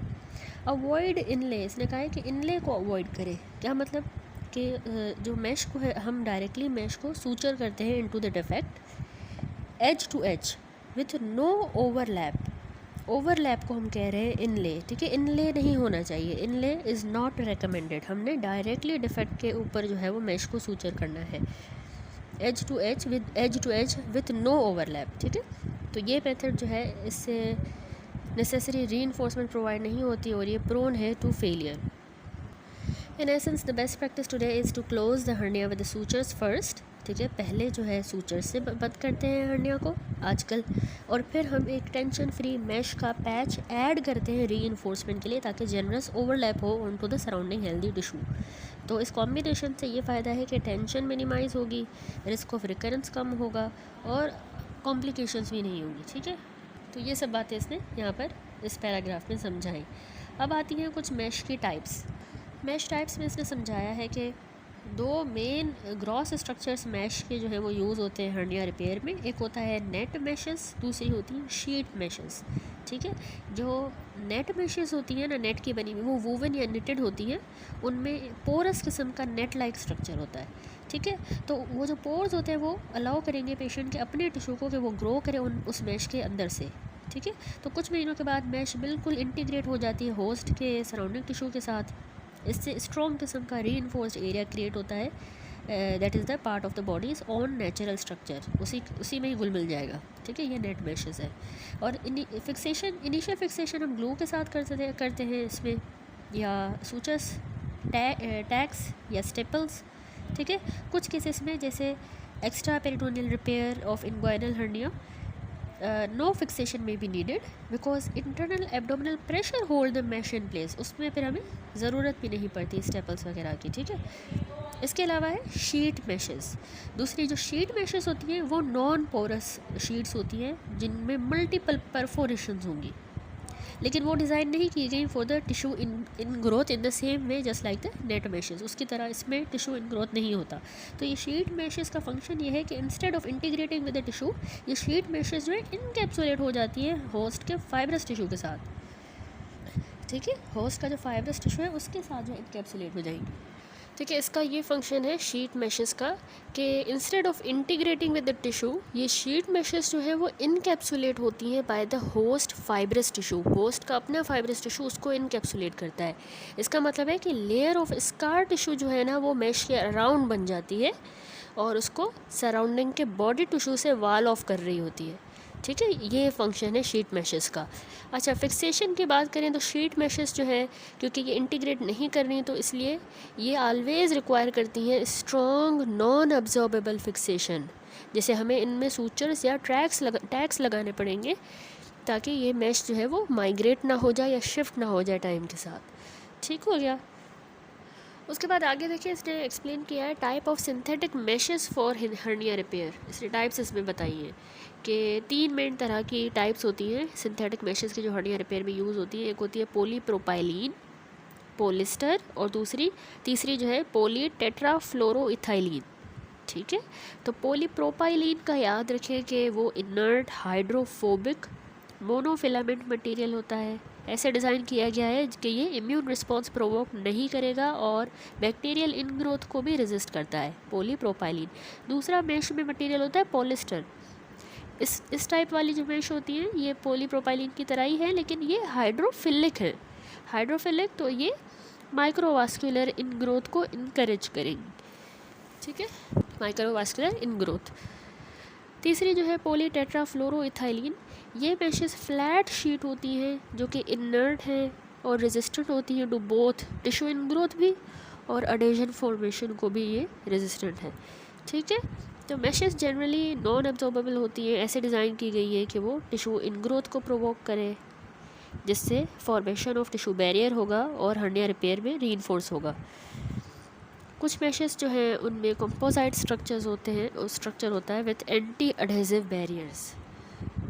इस तरह अगर आप ये 64.6 फिगर में देखो तो यहाँ पे ए फिगर में ये पॉलीप्रोपाइलीन मैश है जो totally extra peritoneal inguinal hernia repair में यूज़ की जा रही है। ब्लू लाइंस जो है ये ऐड की गई है purely to help surgeon orient the mesh. ठीक है, उसको ओरिएंट करने में उसको आसानी होगी, तभी इसमें ब्लू लाइंस ऐड की गई है। ये दूसरे बी फिगर में पॉलिस्टर मैश है एपिगैस्ट्रिक हर्निया रिपेयर में। ठीक है, जो डिफरेंट ये सिंथेटिक टाइप्स हैं मैश की। अच्छा, उसके बाद इन्होंने एक्सप्लेन की है इसी की वेट और पोरोसिटी सिंथेटिक मैशेस की इम्पॉर्टेंट फैक्टर है और वो उनके परफॉर्मेंस को, उन पेशेंट के आउटकम को अफेक्ट करती है। ठीक है, तो मैश वेट और उसका इफ़ेक्ट इसमें इसने बताया कि अर्ली जो सिंथेटिक मैशेस थी ना वो हैवी वेट होती थी और ओवर इंजीनियर्ड होती थी, लेकिन ज़्यादा स्ट्रॉन्गर होती थी बनिस्बत ह्यूमन एब्डोमिनल वॉल के। इस तरह की डेंस मैशेस जो है ना ये ग्रेटर फाइब्रस रिएक्शन प्रोवोक करती है बॉडी में। तो इस किस्म का इंटेंस रिएक्शन क्या करवाएगा, कोलेजन की कॉन्ट्रैक्शन और मैश की स्टिफनिंग करवाएगा। तो वो रिजल्ट कर सकता है in impaired flexibility and mobility of the abdominal wall. ठीक है, क्योंकि कॉन्ट्रैक्शन बहुत ज़्यादा है कोलेजन की, मैश स्टिफ हो जाएगा, तो एब्डोमिनल वॉल की मोबिलिटी और फ्लेक्सिबिलिटी इम्पेयर होगी, उसमें फिर फॉरेन बॉडी सेंसेशन महसूस होगी और क्रोनिक पेन रहेगा। ठीक है, तो एक और बात इसने यहाँ पे बताई है कि टर्म जो है मैश श्रिंकेज, ये मैश श्रिंकेज एक मिसनोमर है, ये ऑफन यूज़ किया जाता है वर्ड, लेकिन एक मिसनोमर है। मैश खुद श्रिंक नहीं होती, प्रोग्रेसिव डिक्रीज जो मैश के साइज़ में आता है वो actually natural contraction fibrous tissue की हो रही होती है जो उसके ऊपर ग्रो करता है, वो कॉन्ट्रैक्ट करता है। मोर एक्यूरेट टर्म है मैश कॉन्ट्रैक्चर। मैश श्रिंक नहीं कहना चाहिए, मैश कॉन्ट्रैक्चर कहना चाहिए, जो रिड्यूस कर सकता है मैश के एरिया को मोर देन 50% और वो लीड करता है recurrence of hernia if the mesh is no longer adequately cover the defect. अगर वो कॉन्ट्रैक्चर होके मैश जो है कॉन्ट्रैक्चर होके 50% ऑफ द एरिया को जो है हो जाती है, तो फिर दोबारा से जो है हर्निया हो सकता है, क्योंकि वो डिफेक्ट को कवर ही नहीं करेगी, कॉन्ट्रैक्चर होकर सुकड़ गई। ठीक है, श्रिंक नहीं हुई, मैश खुद श्रिंक नहीं होती, वो फाइब्रस टिश्यू कॉन्ट्रैक्ट करता है। अच्छा, इसी में इसने रोल ऑफ पोरोसिटी बताया है कि पोरोसिटी का मतलब होता है कि नंबर ऑफ पोर या स्पेसेस जो मैश फाइबर्स में मौजूद है। मैश जिनके थिनर स्ट्रैंड्स होते हैं और लार्जर पोर्स होते हैं, थिन स्ट्रैंड लार्ज पोर, वो प्रेफर की जाती हैं। क्यों? क्योंकि उनके कुछ फ़ायदे हैं। पहला ये कि उनमें टिश्यू की इंटीग्रेशन अच्छी होती है, बड़ा पोर होगा तो ज़्यादा नेचुरल इनग्रोथ होगी टिश्यू की। दूसरा, उनमें कॉन्ट्रैक्चर कम होता है, फाइब्रस रिएक्शन जो है ना रिड्यूस होगा तो उससे लेस टिश्यू कॉन्ट्रैक्शन होगी। ठीक है, तीसरा ये कि उसमें लो कंसंट्रेशन होती है फॉरेन मटेरियल की, तो बॉडी में इन्फ्लेमेटरी रिस्पॉन्स मिनिमाइज़ होगा। और चौथा ये कि इस तरह की मैश में जो रिजल्टिंग स्कार टिश्यू बनता है वो भी लेस स्टिफ होता है, maintaining the natural elasticity of the abdominal wall and improving the patient comfort. तो यानी उसमें फ्लेक्सिबिलिटी और कम्फर्ट भी इम्प्रूव्ड है। Current opinion avoid the use of stiff heavy weight mesh and favor a pore size of at least 1 millimeter in all direction, but in order to promote collagen in growth that is not only strong but also elastic. ठीक है, तो इस तरह की mash जो है वो prefer की जाती है 1 मिलीमीटर जितना, जिसमें पोर साइज़ हो इन ऑल डायरेक्शन, ताकि कोलेजन की इन ग्रोथ प्रमोट हो और इलास्टिक भी हो, स्ट्रॉन्ग भी हो, इलास्टिक भी हो। यहाँ पर इस नेक्स्ट पैराग्राफ में इसमें बायोलॉजिकल मैश के बारे में बताया। ये टाइप ऑफ सर्जिकल मैश है जो स्टेरिलाइज्ड डीसेल्यूलाइज्ड कनेक्टिव टिश्यू से बनाई जाती है। एक्चुअली वेरियस सोर्सेज से ये डिराइव होती है, ह्यूमन या एनिमल डर्मिस से, बोवीन पेरिकार्डियम से, या पोर्किन इंटेस्टाइनल सब म्यूकोजा से। ठीक है, ये होती है बायोलॉजिकल मैश। तो कैसे ये काम करती है? Actually unlike the synthetic mesh, ये बायोलॉजिकल मैश जो है इस तरह डिज़ाइन की गई है कि ये इवेंचुअली अब्जॉर्ब हो जाती है और रिप्लेस हो जाती है पेशेंट के अपने टिश्यू के साथ। तो ये स्कैफोल्ड की तरह फंक्शन कर रही हैं, इनकरेज करती हैं न्यू ब्लड वेसल की फॉर्मेशन, ठीक है, न्यू वास्कुलर इन ग्रोथ। दूसरा, फाइब्रोब्लास्ट की माइग्रेशन इनमें होती है जो कोलेजन को सिंथेसाइज करेंगे। तीसरा, new collagen deposition, new native collagen जो है उसकी क्रिएशन होगी जो कि रीइंफोर्स करेगा रिपेयर को। Success of this process depend on the mesh ability to be broken down by the body's enzymes at a rate that allow new tissue to form and strengthen the area.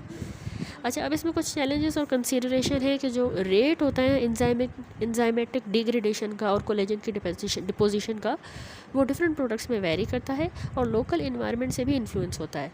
For instance, अगर infection हो जाता है तो कुछ biological mash खुद बहुत जल्दी break down हो जाएंगी, तो उससे अर्ली हर्निया की रिकरेंस हो जाएगी, वीकनिंग होगी ना, अर्ली हर्निया दोबारा हो जाएगा before the new tissue can be remodel. तो इसको काउंटर करने के लिए कुछ मैशेस को केमिकली क्रॉस लिंक किया जाता है, क्रॉस लिंकिंग की जाती है ताकि उनको ज़्यादा रेजिस्टेंट बनाया जाए टू ब्रेक डाउन। ठीक है, वैसे बायोलॉजिकल यूज़ मैशेस का अभी तक इवॉल्व कर रहा है।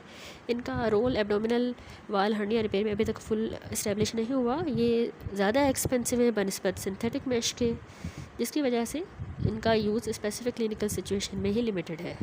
उसके बाद आती है अब्जॉर्बेबल मैशेस। अच्छा, अब्जॉर्बेबल जो मैशेस होती हैं ये सिंथेटिक मैश हैं जो डिज़ाइन की गई हैं, ये ग्रेजुअली ब्रेक डाउन होंगी और अब्जॉर्ब हो जाती हैं बॉडी से। अब ये नॉन अब्जॉर्बेबल मैश से कैसे डिफरेंट हैं? इनके इंटेंडेड पर्पस के लिहाज से और लॉन्ग टर्म आउटकम। इसके टाइप्स हैं, उनका यूज़ देखें। ये क्विकली अब्जॉर्बेबल मैश है, जैसे ये पोली ग्लाइकोलिक एसिड से बनती है, कोलेजन से या पोली हाइड्रोक्सी ब्यूटारेट से। अब क्योंकि ये बहुत जल्दी जो है अब्जॉर्ब हो जाता है तो सफिशिएंट कोलेजन डिपोजिशन इसमें जल्दी नहीं होती। तो याद रखें, ये अब्जॉर्बेबल जो मैश होती है ये परमानेंट हर्निया रिपेयर के लिए रेकमेंड नहीं की जाती। इंस्टेड हम इनको टेम्पररी एप्लीकेशन में यूज़ करते हैं, जैसे कि बट्रेसिंग सूचर लाइन या फिर टेम्पररी एब्डोमिनल वाल के क्लोजर में टेम्पररी हम यूज़ करते हैं। ठीक है, क्योंकि ये क्विकली अब्जॉर्बेबल मैश है। दूसरा ये कि ये स्लोली अब्जॉर्बेबल मैश कह रहा है कि रिसेंट ईयर्स में एक न्यू जनरेशन सिंथेटिक मैश की डेवलप हुई जिसमें स्लो एब्जॉर्प्शन रेट होता है। तो इस तरह की मैश स्पेसिफिकली इंजीनियर की गई है कि वो टेम्पररी स्कैफोल्ड प्रोवाइड करती है टिश्यू इन ग्रोथ के लिए, allowing for the formation of durable strong native collagenous fibrosis to create a lasting repair. A key example is 4-hydroxybutyrate mesh, which is designed to resorb over a period of 12 to 18 months while the body rebuilds the tissue. ठीक है, तो इसमें quickly absorbable mash भी आ जाती है, slow absorbable. While जो slowly absorbable meshes है ना, वो अच्छा ग्रेट प्रोमिस शो कर रही है reducing the long term complication associated with permanent mash.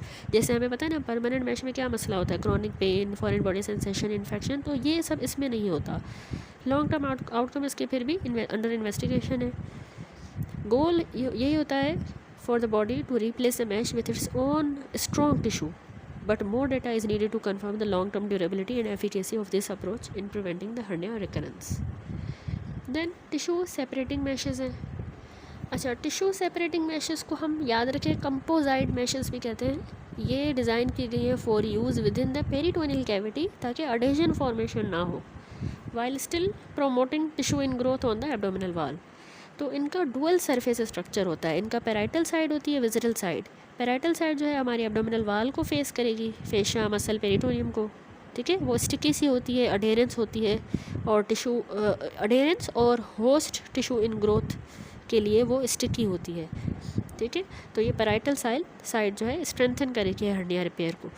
जो विजरल साइड है इसकी वो ऑपोजिट साइड होती है, वो एब्डोमिनल कंटेंट को फेस करेगी जैसे बॉवल, और वो स्लिपरी सी होगी, एंटी एडहेसिव मटेरियल के साथ कोट हुई भी होगी।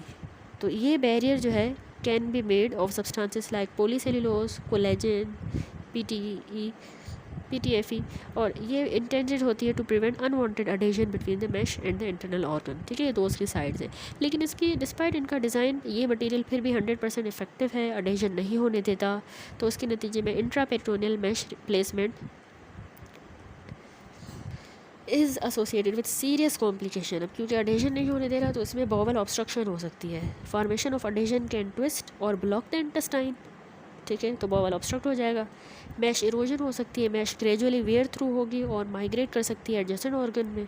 तीसरा फिस्टुलेशन, इरोजन की वजह से एबनॉर्मल कनेक्शन बन सकता है बॉवल का और अनदर ऑर्गन का या स्किन का। ठीक है, फिस्टुला फॉर्मेशन। तो इस तरह के रिस्क की वजह से सर्जन अब ट्राई करते हैं to avoid the intraperitoneal mesh placement whenever possible, opting for their repair technique to reduce the chance of such complication. ठीक है, इसको ज़्यादातर अवॉइड ही किया जाता है। समराइज़ करें, समरी बॉक्स 64.7 में मैश के कैरेक्टरिस्टिक इसने बताई हैं कि नेट मैशेस भी होती है, शीट मैशेस, नेट वाली वूवन भी हो सकती है, नेटेड हो सकती है। इसके अलावा सिंथेटिक या बायोलॉजिकल मैश भी होती है। ठीक है, मेनली सिंथेटिक। लार्ज पोर, ठीक है, मैश जो है वो नेट की होनी चाहिए, शीट की होनी चाहिए। सिंथेटिक या बायोलॉजिकल ज़्यादातर प्रेफर सिंथेटिक की जाती है। लार्ज पोर होना हो सकता है, स्मॉल पोर वाली हो सकती है। लार्ज पोर में लेस फाइब्रोसिस और पेन होता है, प्रेफर यही किया जाता है। If for the intraperitoneal use अगर करना है अंदर, तो उसमें हम नॉन एडहेसिव सरफेस जो है ऑन वन साइड होगा। ठीक है, इसके अलावा नॉन एब्जॉर्बेबल या एब्जॉर्बेबल भी हो सकती है मैश, मेनली हम नॉन एब्जॉर्बेबल यूज़ करते हैं। ठीक हो गया। नेक्स्ट अब चलते हैं आगे हम पोजीशनिंग ऑफ द मैश की तरफ। अच्छा, पोजीशनिंग ऑफ द मैश हम उसको वेरियस पोजीशंस में हर्निया रिपेयर में रख सकते हैं। हर एक का अपना एडवांटेज और डिसएडवांटेज है। चॉइस ऑफ पोजीशन जो है वो क्रूशल है, क्योंकि जो रिपेयर की स्ट्रेंथ है वो डिपेंड करती है कि मैश हमने किस तरह रखी है in a tension free manner with a generous overlap on a firm well vascularize tissue bed.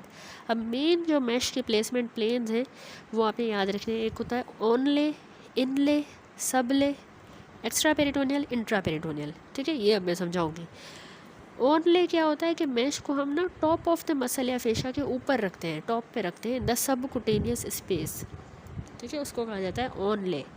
इस मेथड का ड्रॉबैक ये है कि इससे मैश एक्सपोज हो सकती है, अगर वूंड ब्रेक करता है तो वो एक्सपोज हो जाएगी। Also lifting the skin to allow for wide overlap can lead to skin ischaemia and और सीरोमा फॉर्मेशन। ठीक है, तो स्किन को लिफ्ट करने से जो है वाइड ओवरलैप के लिए अगर हमने इसको लिफ्ट किया तो उससे स्किन की इस्कीमिया भी हो सकती है या इसमें सीरोमा भी बन सकता है। ये हो गया ऑनले। दूसरा होता है इनले। इनले में हमने मैश को डिफेक्ट के अंदर ही रखना होता है, with in the defect itself, लेकिन ये मेथड रिकमेंड नहीं किया जाता क्योंकि इसमें रीइंफोर्समेंट नहीं होती बनिस्बत स्टैंडर्ड सूचर रिपेयर के at the interface where the mesh meets the tissue. इसके अलावा होता है सबले। सबले में हमने बिल्कुल डीप रखना है, immediately deep to the muscle layer हम रखते हैं मैश को, उसको कहेंगे सबले इन द एब्डोमिनल वॉल। तो ये टेक्निक जो है ऑफर करती है मैकेनिकल एडवांटेज, क्योंकि इसमें इंट्रा एब्डोमिनल प्रेशर जो है वो हेल्प करेगा hold the mesh in place, उसको अपनी जगह पे रखेगा, डिस्प्लेसमेंट को रिड्यूस करेगा। दोनों सबले और जो एक्स्ट्रा पेरिटोनियल प्लेसमेंट है वो जनरली प्रेफर की जाती है क्योंकि इनका फ़ायदा है। ठीक है, अब एक्स्ट्रा पेरिटोनियल देखें, इसमें क्या होता है कि मैश को हमने आउटसाइड द पेरिटोनियम रखना होता है सबले अप्रोच की तरह। ये वाले पोजीशन जो है इसमें फ़ायदा है क्योंकि इंट्रा एब्डोमिनल प्रेशर की वजह से वो अपनी जगह पे रहेगी। ठीक है, हम इसमें रखते आउटसाइड द पेरिटोनियम में। दूसरा जो इंट्रा पेरिटोनियल है उसमें हमने inside the peritoneal cavity mesh को रखना है, लेकिन उसमें वही बात सिवियर कॉम्प्लिकेशन जैसे बॉवल ऑब्स्ट्रक्शन, मैश इरोजन, ये चीज़ें होती हैं, तो इसको ज़्यादातर अवॉइड किया जाता है। ठीक हो गया, तो ये सारी चीज़ें इसने यहाँ पर एक्सप्लेन की हैं। फिर आती है limitation to the use of mesh. Mesh के यूज़ में जो लिमिटेशंस है उसमें सबसे पहले आपने याद रखना है कि दो प्राइमरी लिमिटेशंस हैं, एक इन्फेक्शन, दूसरा कॉस्ट। इन्फेक्शन जो है सिग्निफिकेंट लिमिटेशन है, अगर मैश इन्फेक्टेड हो गई तो उसको रिमूव करना होगा। लेकिन कुछ इन्फेक्शन जो है वो सेल्वेज भी होते हैं विथ डिब्राइडमेंट, उनको किया जा सकता है, debridement, antibiotic, vacuum assisted dressing. तो removal is often effective solution, आखिरी ऑप्शन रिमूवल ही होता है। निकालनी पड़ेगी। दूसरा कोस्ट, मैशेस जो है पार्टिकुलरली जो बायोलॉजिकल, बायोडिग्रेडेबल या इंट्रापेरिटोनियल मैशेस है, ये लिमिटिंग फैक्टर हो सकता है इनकी कोस्ट। तो मोर एक्सपेंसिव या नोवल मैशेस इतनी बेटर नहीं होती। इनफैक्ट जो simple non absorbable large pore synthetic mesh है, यही करंटली सेफेस्ट और रिलायबल इम्प्लांट कंसीडर की जाती है। ठीक है, simple non absorbable large pore synthetic mesh, that's it. तो यहाँ पे हमारा टॉपिक कंप्लीट होता है, different types of mesh. Next video से स्टार्ट करेंगे हम स्पेसिफिक टाइप्स ऑफ हर्निया। अच्छा जी, नेक्स्ट अब हम स्टार्ट करते हैं टॉपिक वेल इन लव से, स्पेसिफिक हर्निया टाइप्स। ठीक है, स्पेसिफिक हर्निया टाइप्स जो है हर्निया की साइट्स यहाँ पर फिगर में दिखाई गई है 64.9 में। इस डायग्राम में जो है site of abdominal wall hernia दिखाई गई है। रेड में जो है ये कॉमन है, जिस तरह एपिगैस्ट्रिक कॉमनली होती है, अम्बिलाइकल, इनगोइनल और फीमोरल। ठीक है, जो ब्लैक में है ये रेयर है, लाइक स्पाइजेलियन और ऑब्ट्रूएटर हर्निया रेयर है। इसी तरह बैक साइड पे देखें तो सुपीरियर लंबर हर्निया रेयर है, इन्फीरियर लंबर, ग्लूटियल, शैटिक। ठीक है, तो वेरियस साइड पे हर्निया हो सकती है। अच्छा, इनग्वाइनल हर्निया सबसे पहले देखें। एक्चुअली इसको हम कहते हैं, इसको जो है ना पेशेंट जो है कॉमनली इसको रप्चर कहता है। ठीक है, इसको ऑफन रेफ़र किया जाता है रप्चर बाय पेशेंट। ये मोस्ट कॉमन हर्निया है मेन की, 10 गुना ज़्यादा कॉमन है मेन में बनस्पत फीमेल्स के। इसके दो बेसिक टाइप्स होते हैं जो फंडामेंटली डिफरेंट है इन द एनाटमी, कॉजेशन और कॉम्प्लिकेशन। ठीक है, अनाटमी में कॉज, उसकी कॉम्प्लिकेशन डिफरेंट है, दो टाइप्स होती है इनग्वाइनल हर्निया की। तो हावेवर एनाटमिकली हैं तो वेरी क्लोज एक दूसरे के साथ एक जैसी लगती है, लेकिन इनकी सर्जिकल रिपेयर टेक्निक भी एक जैसी है और अल्टीमेट रीइंफोर्समेंट वीकेंड एनाटमी की भी एक जैसी है। तो इनको हम साथ में ही इनग्वाइनल हर्निया ही रेफ़र करते हैं। ठीक है, तो यहाँ पर देखिए, congenital inguinal hernia are of the indirect type, where is the acquired hernia में भी आइदर इनडायरेक्ट या डायरेक्ट। दो तरह की होती है इनग्वाइनल हर्निया, डायरेक्ट, इनडायरेक्ट। ठीक है, जो इनडायरेक्ट है ना उसको हम वो इनडायरेक्ट हर्निया लेटरल भी हो सकती है, ओब्लिक भी हो सकती है। इनडायरेक्ट को ही हम कंजेनिटल कहते हैं कि पर्सन जब पैदा होता है तभी उसको होती है, इनडायरेक्ट वाली कंजेनिटल है। ठीक है, और ये तब होती है जब इंटेस्टाइन पुश करे थ्रू द इनग्वाइनल कनाल और टेस्टिस के पाथ को फॉलो करेगी, मेल्स में डिसेंड करेगी। जो डायरेक्ट है उसको हम मीडियल कहते हैं। इनडायरेक्ट को हम कंजेनिटल कह रहे थे, डायरेक्ट एक्वायर्ड है। ठीक है, और इनडायरेक्ट को हम लेटरल या ओब्लिक कह रहे थे, यहाँ डायरेक्ट को हम मीडियल कहते हैं।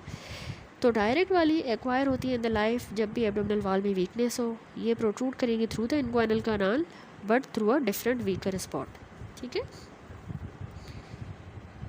तो यहाँ पर ये समरी बॉक्स है, इसमें इनग्वाइनल हर्निया जो है ये बताइए इसकी टाइप्स के। वही मैंने आपको बताया ना, इनडायरेक्ट जो कंजेनिटल है इसको लेटरल या ओब्लिक भी कहते हैं, डायरेक्ट जो एक्वायर्ड है इसको मीडियल कहते हैं। कंजेनिटल उनका ओरिजिन होता है या एक्वायर्ड, एनाटमी इनके इनग्वाइनल कनाल है। इनको डायग्नोस हम क्लिनिकल करते हैं, लेकिन रेडियोलॉजिकल भी होता है इन स्पेशल सर्कमस्टांसेस। सर्जरी इनकी कौन सी होती है, ओपन या minimally invasive laparoscopic robotic assisted surgery. ठीक है, इसके अलावा आती है अदर साइड्स ऑफ हर्निया, जो यहाँ पे हमने फिगर में भी देखा। याद रखिए, जो एपिगैस्ट्रिक हर्निया है ये मिड लाइन में अपर एब्डोमेन में होती है, अबव द नेवल, अम्बिलाइकल नेवल पे होती है। स्पाइजेलियन जो है ना, ये स्पाइजेलियन फेशा में होती है, ये लेयर स्पेसिफिक लेयर है एब्डोमिनल वाल की, स्पाइजेलियन फेशा उसमें होती है। फीमोरल वाली ग्रोइन में होगी, बिलो द इनग्वाइनल लिगामेंट। और ऑब्ट्रूएटर वाली जो है रेयर है, जो ऑब्ट्रूएटल कनाल से होती है इन द पेल्विस। अब आ जाए इनग्वाइनल कनाल, इनग्वाइनल हर्निया पढ़ रहे हैं डिटेल में, तो इनग्वाइनल कनाल की थोड़ी सी एनाटमी डिटेल में देखेंगे। अच्छा, एनाटमी ऑफ द इनग्वाइनल कनाल में इसने बताया है कि इनग्वाइनल कनाल एक पैसेज वे होता है लोअर एब्डोमिनल वाल का, यानी हमारा जो लोअर एब्डोमिनल वाल है वहाँ से ही एक पैसेज वे होता है। ठीक है, यहाँ पर अगर हम साथ साथ ये फिगर भी देखते रहें, क्लोज रिलेशनशिप है डायरेक्ट इनग्वाइनल और इनडायरेक्ट इनग्वाइनल हर्निया और फीमोरल हर्नियाज का। ठीक है, अच्छा, तो मैं आपको समझा रही थी कि इनग्वाइनल कनाल क्या है। कनाल एक्चुअली वो पैसेज वे होता है लोअर एब्डोमिनल वाल में। मेल्स में इसका पाथ जो है, ये पाथ होता है टेस्टिस का, जहाँ से टेस्टिस डिसेंड करके एब्डोमेन से नीचे जाती है स्क्रोटम में, इसी पाथवे से। इस कनाल के ना सेवरल की एनाटॉमिकल फीचर्स हैं। इसमें डीप इनग्वाइनल रिंग होती है। एक्चुअली ये डीप इनग्वाइनल रिंग जो है ये एंट्री पॉइंट होता है, वो ट्रांसवर्सलस फेशिया में डिफेक्ट होता है जो लोकेटेड होता है Midway between the anterior superior iliac spine and pubic tubercle. इनके दरमियान जो है वो ट्रांसवर्सलस फेशिया में एक डिफेक्ट होता है उसको कहते हैं डीप इनग्वाइनल रिंग, ठीक है। और जो इन्फीरियर एपिगैस्ट्रिक वेसल होती है वो उसके बिल्कुल उस रिंग के मीडियली होती है, ठीक है। ये देखिए इन्फीरियर एपिगैस्ट्रिक वेसल्स हैं और ये इंटरनल इनग्वाइनल रिंग या जिसको हम डीप इनग्वाइनल रिंग कहते हैं, ये वो डिफेक्ट है ट्रांसवर्सलिस फेशा का और ये वेसल्स इसके बिल्कुल मीडियल है। दूसरा इसमें आता है मस्कुलर आर्क। अब मस्कुलर आर्क क्या है, एक्चुअली जो ट्रांसवर्सस एब्डोमिनस और इंटरनल ओब्लिक मसल्स हैं ना, ये रूफ बना रहे हैं over the deep inguinal ring, fuse होके एक कंजॉइंट टेंडन क्रिएट कर रहे हैं as they attach to the pubic tubercle, ठीक है। ये है प्यूबिक ट्यूबरकल, इसके साथ जब ये यूँ अटैच हो रहा है तो ये टेंडन बन रहा है, ठीक है, कंजॉइंट टेंडन बना रहे हैं। तो इस आर्क के नीचे ये एक मस्कुलर आर्क बनी, ठीक है, ट्रांसवर्स एब्डोमिनस से और इंटरनल ओब्लिक से। अब इस आर्क के नीचे जो हमारी एब्डोमिनल वाल होती है वो वीक होती है, consisting only of the fascia and aponeurosis of the external oblique muscle. नीचे सिर्फ फेशा है और एपोन्यूरोसिस है एक्सटर्नल ओब्लिक की, ठीक है।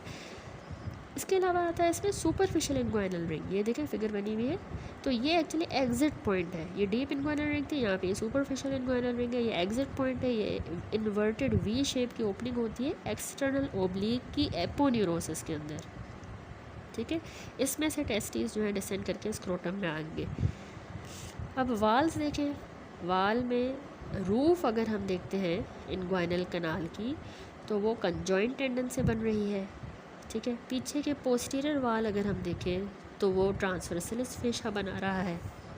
आगे एंटीरियर वाल में एक्सटर्नल ओब्लिक की ये एपोन्यूरोसिस है जिसमें ये डिफेक्ट था, ठीक है।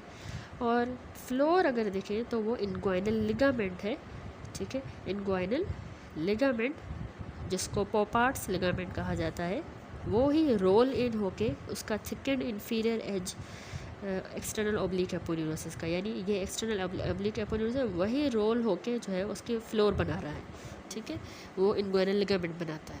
ये अगर आप फिगर देखो इनग्वाइनल कनाल कैसे है, ठीक है, ये पूरी जो है अंदर जो जा रही है ये इनग्वाइनल कनाल है, ठीक है। अब इसके सामने जो है आगे ये देखें एपोन्यूरोसिस है, ये एक्सटर्नल ओब्लिक मसल की एंटीरियर वाल बना रही है। पीछे जो इसकी पोस्टीरियर वाल होती है वो ट्रांसवर्सलिस फेशा से बन रही है, ठीक है, पीछे जो है वो ट्रांसवर्सलिस फेशा है। और इसके अलावा हम इसका फ्लोर देखें, फ्लोर इसका जो है वो इनग्वाइनल लिगामेंट जो है नज़र आ रहा है, वही जो है एपोन्यूरोसिस फोल्ड होकर ये इनग्वाइनल लिगामेंट बना है उससे बन रहा है। रूफ़ की बात करें तो रूफ़ जो है एक कंजॉइंट टेंडन से बन रही है। किस चीज़ का है वो conjoint tendon? Transversus abdominis muscle का और एक्सटर्नल ओब्लिक मसल का, ठीक है। ये इनके मिल के जो है एक टेंडन बनता है, वो इस कनाल की रूफ बनाएगा, ठीक हो गया। इस फिगर में भी देखिए इजी हो जाएगा, ठीक है, बिल्कुल इस तरह से ही होती है ये इनग्वाइनल कनाल। और ये जो है क्रीमेस्टर मसल है, ये स्पर्मेटिक कॉर्ड है, ठीक है, ये वो कंजॉइंट टेंडन जो उसकी रूफ बना रहा है, ये एक्सटर्नल ओब्लिक की एपोन्यूरोसिस है, ये जो है अंदर ये सुपरफिशियल जो है रिंग है वो डीप रिंग है। अच्छा आप कंटेंट देखें होता क्या है इस इनग्वाइनल कनाल के अंदर। नेल्स में इसमें स्पर्मेटिक कॉर्ड होती है जिस उसी के अंदर जो है टेस्टिकुलर आर्टरी आ गई, वेन्स, लिम्फेटिक्स और वास डेफरेंस सारे जो है वो ये क्रीमेस्ट्रिक मसल के साथ कवर्ड है, ठीक है। फीमेल्स की बात करें तो उनमें इस कनाल के अंदर राउंड लिगामेंट होता है जो एक्सटेंड कर रहा होता है यूट्रस से लेके लेबिया मेजोरा तक, ठीक है, राउंड लिगामेंट यूट्रस से लेबिया मेजोरा तक। दोनों सेक्सेस में जो इलियो इनग्वाइनल, इलियो हाइपोगैस्ट्रिक और genital branch of the genitofemoral nerve वो भी इसी कनाल से पास कर रही होती है। Ilioinguinal, iliohypogastric and genital branch of the genitofemoral nerve, ठीक है। अच्छा अब जो है ना टाइप ऑफ इनग्वाइनल हर्निया जो इसने एक्सप्लेन की है, दो मेन टाइप होती है, इनडायरेक्ट और डायरेक्ट, जो अपने कॉज और एनाटमी के हिसाब से डिफरेंट है। इनडायरेक्ट या लेटरल ओब्लिक हर्निया में क्या होता है, यहाँ पर इसने सारी ही दिखाई है, फेमोरल हर्निया भी इसी में बनी हुई है पिक्चर में, डायरेक्ट भी इनडायरेक्ट भी, ठीक है। होता क्या है सबसे पहले हम देखेंगे ये इनडायरेक्ट इनग्वाइनल हर्निया जिसको हम लेटरल या ओब्लिक हर्निया कहते हैं, ठीक है, ये बड़ी वाली जो है। तो इसकी वजह क्या है, ये ज़्यादातर कंजेनिटल होती है। जैसे ही टेस्टिस डिसेंड करते हैं वो क्या करता है कि ट्यूब ऑफ पेरिटोनियम अपने साथ ले आता है, जिसको हम कहते हैं प्रोसेसस वेजाइनलिस, उसको ले आता है। अब ये ट्यूब नेचुरली बंद हो जानी चाहिए, लेकिन अगर ये ट्यूब ओपन रही तो उससे एक पोटेंशियल पाथवे क्रिएट होता है फॉर द बावल। बावल जो है वो पास होकर स्क्रोटम में आ जाता है, ठीक है। तो नियोनेट्स में और बच्चों में जो है हर्निया ऑलवेज इसी टाइप की होती है। अडल्ट में जो है कांस्टेंट एब्डोमिनल प्रेशर की वजह से मसल्स स्ट्रेच होते हैं around the deep inguinal ring, ठीक है, स्ट्रेच होंगे मसल्स वगैरह, और उसकी वजह से hernia later in the life appear होगा, ठीक है। एडल्ट्स में भी ये इनडायरेक्ट अपीयर हो सकती है अगर ये यहाँ के मसल डीप इनग्वाइनल रिंग के एब्डोमिनल प्रेशर बढ़ने की वजह से कॉन्स्टेंटली अगर स्ट्रेच होता है। कंजेनिटल के लिहाज से भी हमने देखा कि प्रोसेस वजाइनल की ओपनिंग की वजह से हो रहा है।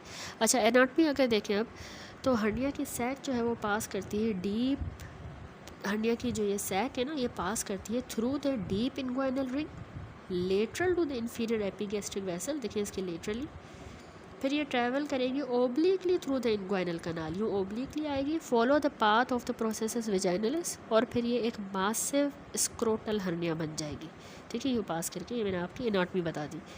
अब आए दूसरी टाइप है जो कि है डायरेक्ट या मीडियल हर्निया।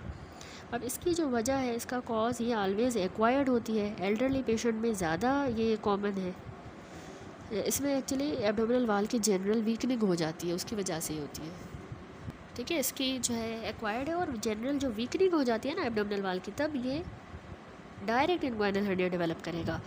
अब इसकी एनाटमी किस तरह है, एक्चुअली हर्निया कैसे पुश करता है, directly through the weak area, उस वीक एरिया को हम कहते हैं हैसलबैक्स ट्रायंगल, जो कि मीडियल लोकेटेड होता है to the inferior epigastric vessel. ये है वो इन्फीरियर एपिगैस्ट्रिक वेसल, ये इनडायरेक्ट वाली उसके लेटरली से आ रही थी, ठीक है, लेकिन ये डायरेक्ट हर्निया जो है इन्फीरियर एपिगैस्ट्रिक के मीडियली आती है। क्यों? क्योंकि इसके मीडियली, इन वेसल्स के मीडियली एक वीक एरिया होता है, उसको कहते हैं हैसलबैक ट्रायंगल, वहाँ से ये हर्निया आता है।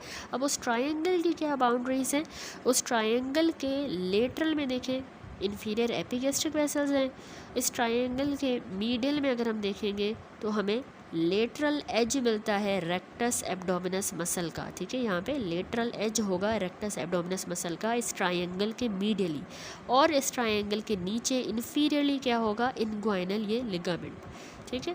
तो ये हैसलबैक ट्रायंगल है, वहाँ से डायरेक्ट इनग्वाइनल हर्निया होती है। कैरेक्टरिस्टिक क्या है, direct hernia typically broadly based होती हैं, तो इसीलिए इनमें स्ट्रेंगुलेशन होने का चांस कम होता है, इनका ब्रॉड बेस होता है।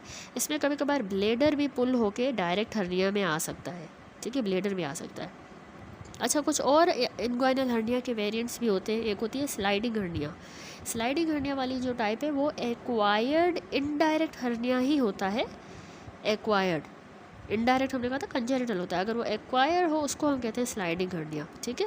एक्चुअली रेट्रोपेरिटोनियल फैटी टिश्यू जो है वो इनग्वाइनल कनाल में पहले पुश होगा और फिर वो नीचे आके डिसेंड करेगा, पेरिटोनियम को भी साथ ले आएगा और फिर वो सेकेंडरी हर्निया सैक बना देगा।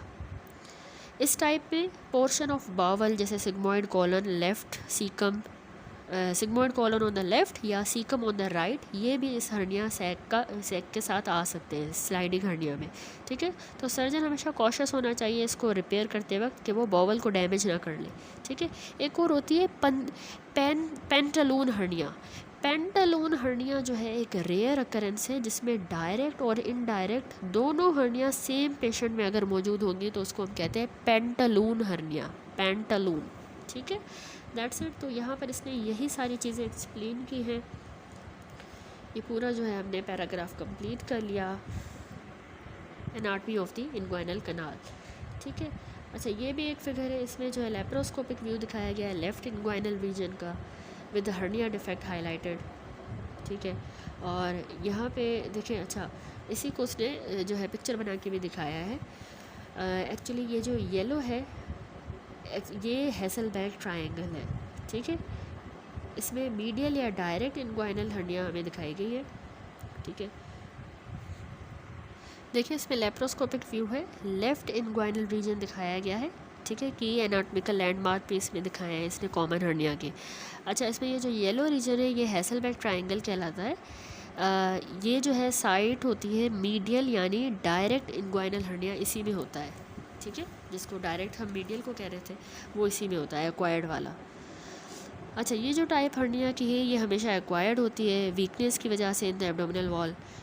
इन्फीरियर एपिगैस्ट्रिक वेसल और जो लाइन है ना इनग्वाइनल लिगामेंट बॉर्डर की वो इसके ट्रायंगल है, ठीक है। ये लाइन और जो इन्फीरियर एपिगैस्ट्रिक वेसल ये इस ट्रायंगल की वॉल्स हैं। ब्लू रीजन जो आपको ये नज़र आ रहा है ये एक्चुअली लेटरल यानी इनडायरेक्ट इनग्वाइनल हर्निया है, इस टाइप की जो हर्निया है ये ऑफन कंजेनिटल होती है और ये टेस्टिकुलर वेसल्स के ही पास को फॉलो करती है, वास डेफरेंस को भी, from the deep inguinal ring. ये जो ग्रीन एरिया आपको नज़र आ रहा है ये एरिया लोकेटेड है बिलो द इंग्वाइनल लिगामेंट और यहाँ से फीमोरल हर्निया होती है बिलो द इंग्वाइनल लिगामेंट। ठीक हो गया। अच्छा, उसके बाद 64.12 एक और फिगर है, यहाँ पर एक सिस्टोग्राम दिखाया गया है जिसमें part of the urinary bladder जो है डिसेंड होके लेफ्ट डायरेक्ट इंग्वाइनल हर्निया में आ गया है। ठीक है, मैंने आपको बताया था ना कि डायरेक्ट हर्निया में जो है वो ब्लेडर भी आ सकता है, स्पेशली स्लाइडिंग हर्निया में। ठीक है, स्लाइडिंग हर्निया मैंने आपको एक्सप्लेन किया था कि वो एक्चुअली जो है वो एक्वायर्ड इनडायरेक्ट हर्निया की ही टाइप होता है, उसमें ब्लेडर वगैरह हमें मिल सकता है। ठीक है, तो सिस्टोग्राम पे हमें ब्लेडर नज़र आ रहा है into the direct inguinal hernia. बस इतना याद रखिए, जो वीक एरिया था हैसेलबैक उसमें से डायरेक्ट इंग्वाइनल हर्निया होती है। ठीक है, तो ब्लेडर इसी में से आया है, डायरेक्ट में से, जो पिक्चर बनी हुई है। जो इनडायरेक्ट हर्निया है कंजेनिटल जो है उसका लंबा कोर्स है ये वाली, जो इसको हम कहते हैं इनडायरेक्ट इंग्वाइनल हर्निया। ठीक हो गया। अच्छा जी, उसके बाद आती है क्लासिफिकेशन ऑफ हर्निया। तो हर्निया, यूरोपियन हर्निया सोसाइटी ने एक सिंप्लीफाइड सिस्टम जो है प्रपोज किया है इनग्वाइनल और फीमोरल हर्नियास को क्लासिफाई करने का। इस सिस्टम में ना 3 पार्ट कोड यूज़ होता है हर्निया को डिस्क्राइब करने के लिए। PR, इसको हम कहते हैं प्राइमरी या रिकरेंट। ये इंडिकेट करता है वेदर हर्निया नई है, न्यू है प्राइमरी।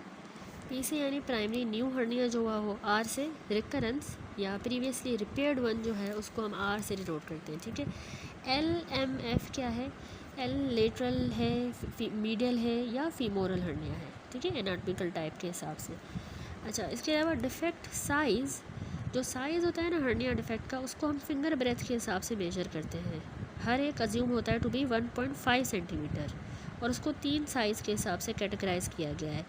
1 फिंगर ब्रेथ या लेस, दूसरा हम कहते हैं बिटवीन 1 and 3 फिंगर ब्रेथ, तीसरा हम कहते हैं 3 और मोर फिंगर ब्रेथ।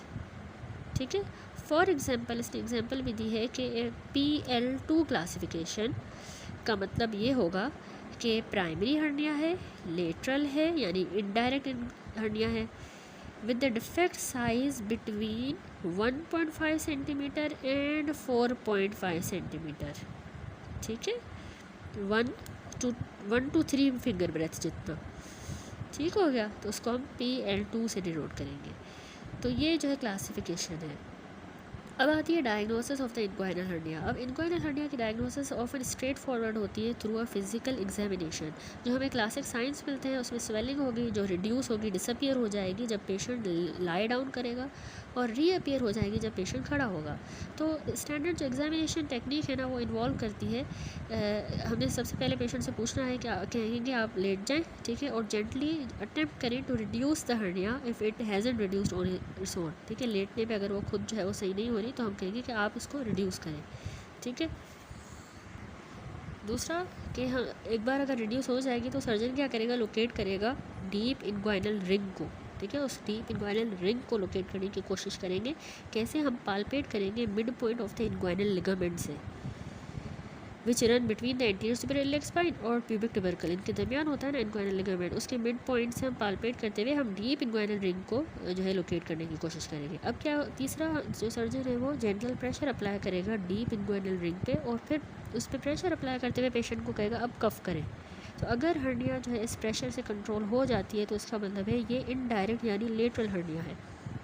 लेकिन अगर वो हर्निया स्टिल जो है उसके मीडियली, उस प्रेशर वाला पॉइंट यहाँ पे प्रेशर दे रहे हैं, यहाँ पे मीडियली अपीयर हो रही है, तो उसका मतलब वो डायरेक्ट मीडियल हर्निया है। यहाँ पे हमने देखा था ना, तो यहाँ पे अगर प्रेशर दे के रख रहे हैं तो नहीं हो रही हर्निया, इसका मतलब है वो ये वाली है इनडायरेक्ट हर्निया। ठीक है, लेकिन अगर वो हमने यहाँ पे प्रेशर दिया हुआ है और हर्निया जो है इसके मीडियली यहाँ से अपीयर हो रही है तो मतलब ये वाली हर्निया है, डायरेक्ट इनग्वाइनल हर्निया है। ठीक हो गया, इस तरह से हमने करना है। हाउएवर वैसे distinguishing between the lateral and medial hernia can be challenging, even experience surgeon के लिए भी होता है थोड़ा सा मुश्किल। ठीक है, तो यहाँ पे 64.13 में एक फिगर है जिसमें ओब्लिक लेफ्ट इनग्वाइनल हर्निया जो शोन है, जो अपेरेंट होती है when patient cuffed and persisted until it was reduced when he lay down. ठीक है, यहाँ पे हमें ओब्लिक लेफ्ट इनग्वाइनल हर्निया दिखाई गई है। अच्छा, इसके अलावा अब आती है डायग्नोस्टिक डिफ़िकल्टीज़। कुछ जो कभी कभार जो है ना डायग्नोसिस हर्निया की इतनी स्ट्रेट फॉरवर्ड नहीं होती, एक्चुअली इंटरमिटेंट सिम्टम्स। पेशेंट जो है उसको डिस्क्राइब करेगा कि स्वेलिंग ऐसी है जो सर्जन को एग्जामिनेशन पे नज़र नहीं आएगी। तो इस तरह के केसेस में सर्जन जो है हर्निया को डायग्नोस करता है हिस्ट्री के बेसिस पे अलोन, या फिर उसको री एग्जामिनेशन रिक्वेस्ट करेगा कि मैं आपकी दोबारा करूँगा एग्जामिनेशन, या फिर अल्ट्रासाउंड स्कैन करेगा। ठीक है, इंटरमीडिएट सिम्टम वाला अगर पेशेंट है। दूसरा, इरिड्यूसिबल हर्निया। अगर हर्निया बहुत ज़्यादा टेंस है, अंदर वापस पुश बैक नहीं हो रही, या फिर उसमें अगर कफ इम्पल्स नहीं है, ठीक है, उसमें मतलब अगर पुश बैक नहीं हो रही तो उसमें कफ इम्पल्स नहीं भी हो सकता, तो ये बहुत मुश्किल होता है कि उसको हम ग्रोइन मास से डिफ्रेंशिएट करें कि ये मास है या वो हर्निया है। ठीक है, such as groin lymph node enlargement तो नहीं हुई, या स्वास एब्सेस तो नहीं है, subcutaneous soft tissue mass lipoma वगैरह, या ये एब्डोमिनल मास तो नहीं है। ठीक है, तो इस तरह के केसेस में फर्दर इन्वेस्टिगेशन फिर अल्ट्रासोनोग्राफी या सीटी स्कैन करना ज़रूरी होता है। इसी तरह एक और डायग्नोस्टिक डिफ़िकल्टी है large scrotal hernias. Large scrotal hernia को स्क्रोटल स्वेलिंग के लिए भी मिस्टेकन हो सकता है, ऐसा लगेगा ये हाइड्रोसील है। तो की डिफ्रेंशिएशन क्या होती है, स्क्रोटल हर्निया जो है ना वो एक्सटेंड करती है एब्डोमेन से, तो उसका कोई आइडेंटिफाइबल अपर बॉर्डर नहीं होता, जबकि जो हाइड्रोसील है या स्क्रोटल मास अगर है तो उसकी क्लियर अपर लिमिट होगी। ये इस फ़र्क है। ठीक है, वैसे अल्ट्रासाउंड और सीटी स्कैन से भी हम डायग्नोसिस कंफर्म कर सकते हैं। एक और बात कि मिस डायग्नोसिस या अदर कंडीशन देखें, इनग्वाइनल हर्निया को हम बाकी कंडीशन से भी कंफ्यूज कर सकते हैं, फीमोरल से या स्पाइजीलियन हर्निया से। अगर लेस एक्सपीरियंस्ड क्लिनिशियन होगा तो उसको मिस डायग्नोज करेगा, होगी फीमोरल या स्पाइजीलियन हर्निया, वो उसको इनग्वाइनल हर्निया कर लेगा। ठीक है, मिस डायग्नोज। इसी तरह सेफिना वेरिक्स वेन की स्वेलिंग होती है ग्रोइन में, वो भी मिमिक करेगी हर्निया को, स्पेशली प्रेग्नेंट वुमेन में, क्योंकि उसका भी जो है साइज़ स्टैंडिंग पे और कफिंग के साथ इंक्रीज़ होता है। ठीक है, फिर आती है कुछ important consideration for the examination. कह रहा है एग्जामिनेशन के दौरान ये बहुत ज़रूरी है कि हमने स्क्रोटल कंटेंट को मेन में एग्जामिन करना होता है, ताकि हम रूल आउट करें अदर पैथोलॉजीज़ को, और प्रेजेंस ऑफ बोथ टेस्टिस को कंफर्म करना होता है। ठीक है, दूसरा, ऑपोजिट साइड की एग्जामिनेशन लाजमी करनी होती है, क्योंकि एक साइड पे हर्निया अगर है तो उस पेशेंट को लाइफ टाइम रिस्क होता है कि उसको दूसरी साइड पे भी 50% चांस है कि हर्निया होगा। तो कुछ सर्जन बायलेटरल रिपेयर भी कर लेते हैं, पार्टिकुलरली अगर लेप्रोस्कोपिक प्रोसीजर करें तो दोनों साइड पे वो कर लेते हैं, लेकिन ये कॉमन प्रैक्टिस नहीं है, कॉमनली नहीं किया जाता। ठीक है, फिर आती है investigations for inguinal hernia. Investigations में इसने बताया कि मोस्ट जो इनग्वाइनल हर्नियाज होती हैं उनको फिजिकल एग्जाम के ज़रिए डायग्नोस किया जाता है, तो उसमें फ़र्दर टेस्ट की ज़रूरत नहीं होती। लेकिन हाउएवर जब डायग्नोसिस मुश्किल हो कंफर्म करना, तो इमेजिंग स्टडीज़ जैसे हम अल्ट्रासाउंड, सीटी, एमआरआई यूज़ कर सकते हैं। इनसे एक्सीलेंट एनाटॉमिकल डिटेल भी मिलेंगी, लेकिन कभी कभार हर्निया मिस भी हो जाता है, क्योंकि हर्निया स्पॉन्टेनियसली रिड्यूस होता है, हमें पता है जब पेशेंट लेटता है तो वो रिड्यूस हो जाता है, तो इसलिए स्कैन पे मिस भी हो सकता है। ठीक है, वैसे मोस्टली क्लिनिकल डायग्नोसिस होती है। मैनेजमेंट ऑफ इनग्वाइनल हर्निया में याद रखें कि कुछ सर्जिकल नॉन सर्जिकल मैनेजमेंट है। अगर अर्ली एसिम्टोमेटिक डायरेक्ट हर्निया है, स्पेशली एल्डरली पेशेंट में, तो उनको सर्जरी की ज़रूरत नहीं होती, ये सेफ़ है कि हम कोई एक्टिव ट्रीटमेंट ना दें। लेकिन हाउएवर पेशेंट को हम एडवाइस करेंगे कि आप मेडिकल हेल्प के लिए आइएगा अगर आपकी हर्निया बड़ी हो जाती है या पेनफुल हो जाती है। ठीक है, दूसरा, सर्जिकल ट्रस बेल्ट होते हैं या सपोर्ट होते हैं, वो भी रेकमेंड नहीं किए जाते। ठीक है, अच्छा, नॉन सर्जिकल के बाद सर्जिकल मैनेजमेंट में इलेक्टिव सर्जरी इनग्वाइनल हर्नियाज की स्टैंडर्ड प्रोसीजर है, उसमें मिनिमल रिस्क होता है और उसको हम लोकल, रीजनल और जनरल एनेस्थीसिया के ज़रिए भी कर सकते हैं। तो सर्जिकल टेक्निक्स में सबसे पहली है हर्नियोटोमी। हर्नियोटोमी में क्या होता है, यहाँ पर आप फिगर भी देख सकते हो। हर्नियोटोमी में सिर्फ सिंपली जो है एक्सरसाइज करना होता है और क्लोज करना होता है हर्निया की सैक को। ठीक है, हर्नियल सैक को एक्सरसाइज और क्लोज करना होता है। ये सफिशिएंट है बच्चों में जिनको लेटरल हर्निया है और परसिस्टेंट प्रोसेसेस वजाइनलिस है, तो उनमें भी ये प्रोसीजर अच्छा है। एडल्ट्स में हर्नियोटोमी अलोन रेकमेंड नहीं की जाती, क्योंकि इसमें रिकरेंस रेट हाई है, बच्चों में फिर भी किया जा सकता है। अच्छा, एडल्ट्स में कॉम्प्रिहेंसिव रिपेयर करना होगा जिसमें मसल स्ट्रेंथन हो, उसको हम कहते हैं हर्नियोरैफी, उनमें हर्नियोरैफी नेसेसरी है। ठीक है, तो इसके अलावा एक और प्रोसीजर है ओपन सूचर रिपेयर। अच्छा, ये इस तरह के जो मेथड होते हैं ना, ओपन सूचर रिपेयर, ये रिलाई करते हैं सूचर्स पे, ताकि हम वीकेंड एब्डोमिनल वॉल को रीइंफोर्स करें, लेकिन बिना किसी मैश को यूज़ किए। तो उसमें सबसे पहले आता है बसीनी रिपेयर। बसीनी यहाँ पर देखिए फिगर, ये बसीनी रिपेयर एक्चुअली ये क्लासिक टेक्निक है, 1890 में पहले डिस्क्राइब की गई। इसमें सर्जन ओपन करेगा एब्डोमिनल वाल को, ठीक है, इन्ग्वाइनल कनाल की, देखें ये पूरी इन्ग्वाइनल कनाल है, इसकी एब्डोमिनल वाल को जो है ओपन किया है, स्पर्मेटिक कॉर्ड को फ्री किया और हर्नियल सैक को एड्रेस करेंगे। इनडायरेक्ट हर्निया के लिए जो सैक है उसको सेपरेट करेंगे, टाई ऑफ करेंगे और रिमूव कर देंगे। जो डायरेक्ट हर्निया है उसमें सैक को इन्वर्ट करना है, ठीक है, और ट्रांसवर्सलिस फेशा को टाइटन किया जाता है सूचर्स के साथ, ठीक है, ट्रांसवर्सलिस फेशा को सूचर्स के साथ टाइटन किया जाता है। रिपेयर कंप्लीट होगा by stitching the conjoint tendon to inguinal ligament to strengthen the posterior wall of canal, ठीक है, कंजॉइंट टेंडन को इन्ग्वाइनल लिगामेंट के साथ स्टिच कर लिया ताकि पोस्टीरियर वॉल जो है कनाल की फिर वो स्ट्रेंथन हो जाए। तो ये है बेसिनी रिपेयर।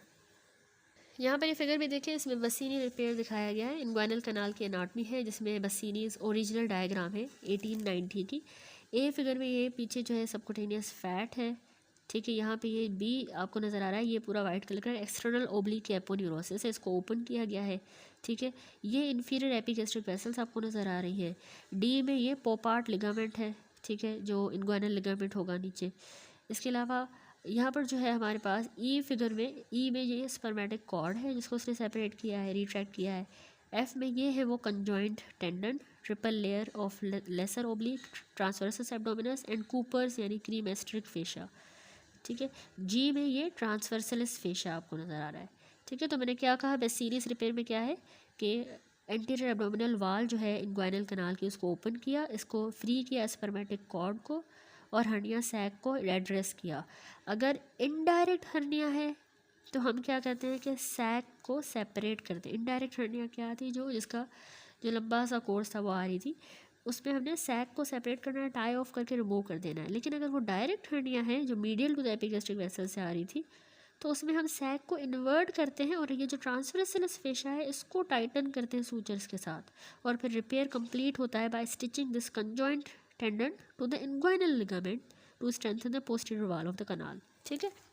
एक और ओपन सूचर मेथड है बसीनी रिपेयर के अलावा, शोल्डाइस मॉडिफिकेशन, ठीक है, शोल्डीज मॉडिफिकेशन, ये आपको नज़र आ रहा है नाम, शोल्डीज मॉडिफिकेशन। इसमें क्या होता है, बसीनी टेक्निक में इम्प्रूवमेंट आई that involve double breasting, double breast किया जाता है ट्रांसवर्सलिस फेशा को ताकि 2 लेयर्ड पोस्टीरियर वाल क्रिएट हो, जो कि बिल्कुल सिमिलरली किया जाएगा एक्सटर्नल ओब्लिक के साथ, ठीक है। तो while expert centres report very low recurrence rate less than 2%, it is technically demanding procedure that often yield similar result similar to the standard Bassini repair in most surgeon hands, ठीक है।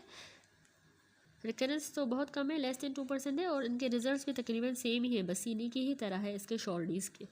बसीनी repair में हमारा main goal क्या था, पहले तो सबसे पहले उसमें सर्जन ने इन्ग्वाइनल कनाल को ओपन किया, हर्निया की सैक को आइडेंटिफाई किया, सैक रिमूव की, कंटेंट वापस एब्डोमेन में पुश किए, ठीक है। मेन गोल वहाँ पे ये था कि पोस्टीरियर वाल इन्ग्वाइनल कनाल की स्ट्रेंथन करनी है। वो कैसे की थी, जो कंजॉइंट टेंडन है ना, 2 एब्डोमिनल मसल से मिलके बनता है, उसको सूचर कर दिया इन्ग्वाइनल लिगामेंट के साथ, ठीक है। लेकिन ये जो शोल्डीज रिपेयर है यहाँ पर क्या है, अच्छा वहाँ पे कंजॉइंट टेंडन से हमने किया, फिर जो है सर्जन ने यानी पुल किया मसल और फेशा को साथ और उनको लिगामेंट के साथ सूचर करके रीइंफोर्स कर दिया वीक एरिया के ऊपर। तो ये टेक्निक जो है उसमें टेंशन क्रिएट होती है सूचर लाइन पे, तो उससे हायर रिस्क होता है रिकरेंस का compare to the tension free mesh repair. जो अभी हमने शोल्डीज रिपेयर देखा, शोल्डीज ज़्यादा कॉम्प्लेक्स है, रिफाइंड मॉडिफिकेशन है बसीनी टेक्निक की, इसको डबल ब्रेस्ट रिपेयर कहा जाता है क्योंकि इसमें हम लेयरिंग करते हैं टिश्यूज़ की एडेड स्ट्रेंथ के लिए, ठीक है। पहले क्या करता है सर्जन, जो है ट्रांसवर्सलिस फेशा में इंसिजन देगा, ठीक है, और एक ट्रांसवर्सल फेशा डीप लेयर होती है ना पोस्टीरियर वाल की, उसमें इंसिजन देके 2 फ्लैप क्रिएट होंगे, दोनों फ्लैप को ओवरलैप करेंगे और सूचर करेंगे आपस में, क्रिएटिंग अ 2 लेयर्ड पोस्टीरियर वाल। तो इसी प्रोसेस को फिर एक्सटर्नल ओब्लिक ओपोन्यूरोसिस के साथ भी रिपीट करना होता है, further reinforcing the repair. This layer of tissue provide much more stronger and durable repair बनस्पत सिंपल बसीनी रिपेयर के लिए, ये ज़्यादा स्ट्रॉन्ग है शोल्डीज, ठीक है। और इसमें रिकरेंस रेट भी कम होता है टेक्निकली, लेकिन टाइम डिमांडिंग है और टाइम कंज्यूमिंग है, ठीक है। फ़र्क बस ये है, बसीनी में सिंगल लेयर सूचर था टिश्यूज़ को टुगेदर पुल करने के लिए, लेकिन शोल्डिस में मल्टी लेयरिंग कर रहे हैं, डबल ब्रेस्टिंग टेक्निक है, स्ट्रॉन्गर और मोर रोबस्ट रिपेयर होगा। ठीक है, एक और ओपन सूचर रिपेयर में आ जाता है मेलोनी रिपेयर। ठीक है, मेलोनी रिपेयर कॉमन मेथड है आज, जिसमें कंटिन्यूस नॉन एब्जॉर्बेबल सूचर जो है इसमें डाउन किया जाता है between the two conjoint tendon and inguinal ligament. इसमें एक्सीलेंट रिजल्ट्स मिलते हैं और ऑफन प्रेफर्ड चॉइस है इन द रीजन्स जहाँ पे मैश बहुत ज़्यादा एक्सपेंसिव है, तो ये मेलोनी रिपेयर किया जाता है। ठीक है, एक और है डिसार्डा रिपेयर। डिसार्डा रिपेयर टेक्निक में 1 to 2 सेंटीमीटर की स्ट्रिप जो है ना एक्सटर्नल ओब्लिक एपोन्यूरोसिस की, उसको हम री करते हैं टू द पोस्टीरियर वाल। ठीक है, 1 से 2 सेंटीमीटर की एक्सटर्नल ओब्लिक की एपोन्यूरोसिस को पोस्टीरियर वाल के साथ री करते हैं डिसार्डा रिपेयर में। तो ये जो स्ट्रिप है ये कंजॉइंट टेंडन के साथ सूचर की जाती है और इनग्वाइनल लिगामेंट के साथ, ताकि वो एक फिजियोलॉजिकल सपोर्ट प्रोवाइड करे और टाइटन करे मसल कॉन्ट्रैक्शन को। ठीक है, तो ये मेथड जो है इफ़ेक्टिव कंसीडर किया जाता है बनस्बत शोल्डिस रिपेयर के, डिसार्डा रिपेयर। तो ये हो गई हमारी सारी ओपन सूचर रिपेयर। इसके बाद अगली ट्रीटमेंट आते हैं ओपन फ्लैट मैश रिपेयर। अब ये टेक्निक जो है इसमें टेंशन कम होता है रिपेयर के ऊपर और इसमें हम सिंथेटिक मैश का इस्तेमाल करते हैं। इसमें एक आता है Lichtenstein tension free repair. Lichtenstein tension free repair 1980 में डिस्क्राइब हुआ। Most common inguinal hernia repair जो है रिसोर्स रिच कंट्रीज़ में जो यूज़ होता है वो यही है, लिचनसन टेंशन फ्री रिपेयर। इसके इनिशियल स्टेप्स बसीनी टेक्निक की तरह सेम है। लार्ज पीस होता है प्रोपाइलिन मैश का, उसको हम फिर पोस्टीरियर वाल के ऊपर रख देते हैं बिहाइंड द स्पर्मेटिक कॉर्ड और उसको फिर सिक्योर करते हैं लूज सूचर्स के साथ to the inguinal ligament and conjoint tendon. ठीक है, तो ये है लिचनसन टेंशन फ्री रिपेयर। ठीक है, यहाँ पे भी दिखाया गया लिचनसन टेंशन फ्री रिपेयर। जो इनिशियल स्टेप वैसे हैं बसीनी की तरह, बस लार्ज प्रोपाइलिन मैश यूज़ कर लिए, पोस्टीरियर वाल पे रखी है बिहाइंड द स्पर्मेटिक कॉर्ड और इसको सूचर्स के साथ हमने सिक्योर किया है, सूचर लगाए हैं to the inguinal ligament and conjoint tendon. ठीक है, इसका फ़ायदा ये है इसमें लो रिकरेंस रेट है, फास्टर पोस्ट ऑपरेटिव रिकवरी। नुकसान ये है कि इसमें वाइल रिकरेंस तो लो होती है पहले 2 साल में, लेकिन इसमें क्रोनिक पेन कॉमन कॉम्प्लिकेशन है, 20% रिपोर्ट हुआ है क्रोनिक पेन। ठीक है, लिचनसन से। तो ये हो गई ओपन फ्लैट मैश रिपेयर। उसके बाद आता है open plug device, open plug या डिवाइस या कॉम्प्लेक्स मैश रिपेयर। ठीक है, वो था ओपन फ्लैट मैश रिपेयर, ये ओपन प्लग डिवाइस या कॉम्प्लेक्स मैश रिपेयर। इसमें बता रहा है कि कुछ मैशेस जो है वो डिज़ाइन की गई हैं एज शेप्ड प्लग्स। ठीक है, शेप्ड प्लग की तरह डिज़ाइन की गई है जिनको हम हर्निया के डिफेक्ट में अंदर इंसर्ट कर दें।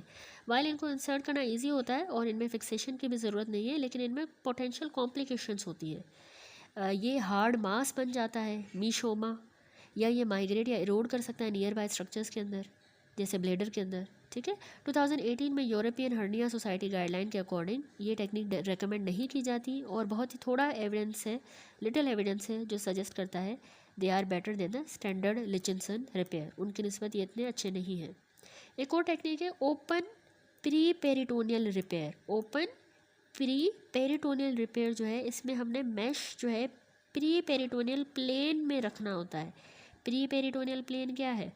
स्पेस होती है हमारे एब्डोमिनल मसल्स और पेरिटोनियम के दरमियान, उसमें हम मैश रखते हैं through a mid line incision.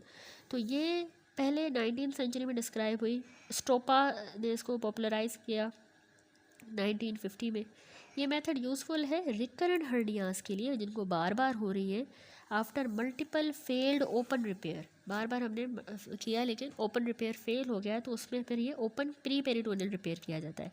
लेकिन हाउएवर ये लार्जली रिप्लेस हो गया है by totally extra peritoneal repair. अब इसकी जगह पे टोटली एक्स्ट्रा पेरिटोनियल रिपेयर आ गया है। ठीक है, जिसमें सेम प्रिंसिपल है लेकिन ये मिनिमली इन्वेजिव होता है, तो अब यही ज़्यादातर किया जाता है। ठीक है, देन आती है laparoscopic inguinal hernia repair. Laparoscopic repair minimally invasive approach है। इसके 2 टेक्निक्स होती हैं, एक है टोटल एक्स्ट्रा पेरिटोनियल रिपेयर, दूसरा trans abdominal pre peritoneal. Trans abdominal pre peritoneal या फिर टोटली एक्स्ट्रा पेरिटोनियल। तो टोटली एक्स्ट्रा पेरिटोनियल में सर्जन क्या करेगा, इंटायरली एक्स्ट्रा पेरिटोनियल स्पेस में होगा, उसके बाहर होगा, कभी भी एब्डोमिनल कैविटी के अंदर नहीं करेगा। और ट्रांस एब्डोमिनल प्री पेरिटोनियल में पहले पेरिटोनियल कैविटी के अंदर सर्जन एंटर करेगा, फिर एक इंसीजन बनाएगा पेरिटोनियम के अंदर, ताकि वहाँ से फिर वो एक्स्ट्रा पेरिटोनियल स्पेस को रीच करेगा और रिपेयर करेगा। ठीक है, वैसे दोनों टेक्निक में सेम गोल होता है कि हम हर्निया को रिड्यूस कर रहे हैं। लार्ज मैश रखनी होती है 10 × 15 सेंटीमीटर की प्री पेरिटोनियल प्लेन में, दोनों में ही। ठीक है, मैश स्ट्रेटेजिकली पोजीशन की जाती है कि वो 3 एरियाज़ को कवर करे, की एरियाज़ को। एक तो हैसेलबैक ट्रायंगल को कवर करे हमारी मैश, दूसरा डीप इंग्वाइनल रिंग को, ठीक है, डीप इंग्वाइनल रिंग को, हैसेलबैक एरिया को, और तीसरा फीमोरल कनाल को। तो फ़ायदा क्या है इस लेप्रोस्कोपिक रिपेयर का? इसमें पेन कम होता है immediately up to 5 year post surgery. ठीक है, दोनों इमीडिएटली पेन नहीं होगा, 5 सालों तक पेन नहीं आएगा। Faster return to full activity, जल्दी काम काज करेंगे। फ्यू वूंड कॉम्प्लिकेशन है जैसे इन्फेक्शन, ब्लीडिंग, सीरोमा, ये चीज़ें कम हैं इसमें। पार्टिकुलरली ये बायलेटरल हर्निया वाले लोगों में फ़ायदेमंद है, और जिनको रिकरेंट हर्निया हुए हैं बार बार ओपन सर्जरीज़ के बावजूद। डिस्पाइट ये फ़ायदे भी हैं, लेकिन इसमें लॉन्ग लीनिंग कर्व है for surgeon which has slowed it's wide spread adoption.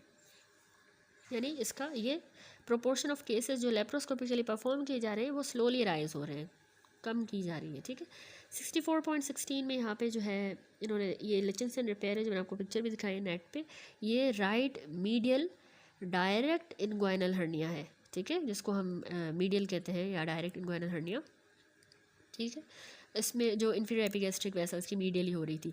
अच्छा, इसमें लेप्रोस्कोपिक व्यू है, देखिए ये inferior epigastric vessel red arrow से इसने शो किया है। ठीक है, और जो कंटेंट है स्पर्मेटिक कॉर्ड के वो पास कर रहे हैं through the deep ring, yellow arrow से ये दिखा रहा है, ये डीप रिंग से वो स्पर्मेटिक कॉर्ड के कंटेंट पास कर रहे हैं। ठीक है, अच्छा अब हम ट्रीटमेंट पढ़ रहे थे, तो लेप्रोस्कोपिक भी हो गए। उसके बाद एक और है robotic assisted laparoscopic repair. Robots का यूज़ जो है ना लेप्रोस्कोपिक हर्निया रिपेयर में ग्रो करता जा रहा है।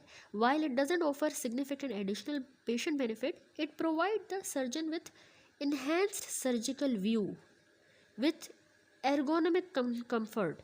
However, high cost of using robot for simple inguinal repair is difficult to justify. ठीक है, कोस्ट वही बात।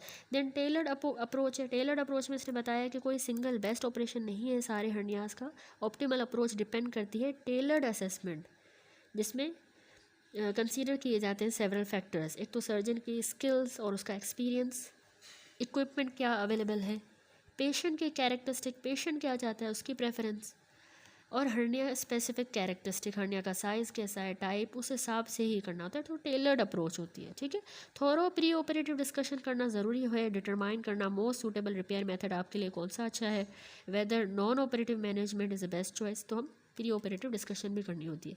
समराइज़ करें, operations for the inguinal hernia, herniotomy है, ओपन सूचर रिपेयर है जिसमें फर्दर हमने देखा बसीनी, शोल्डीज, डिसार्डा एंड मेलोनीडार्न।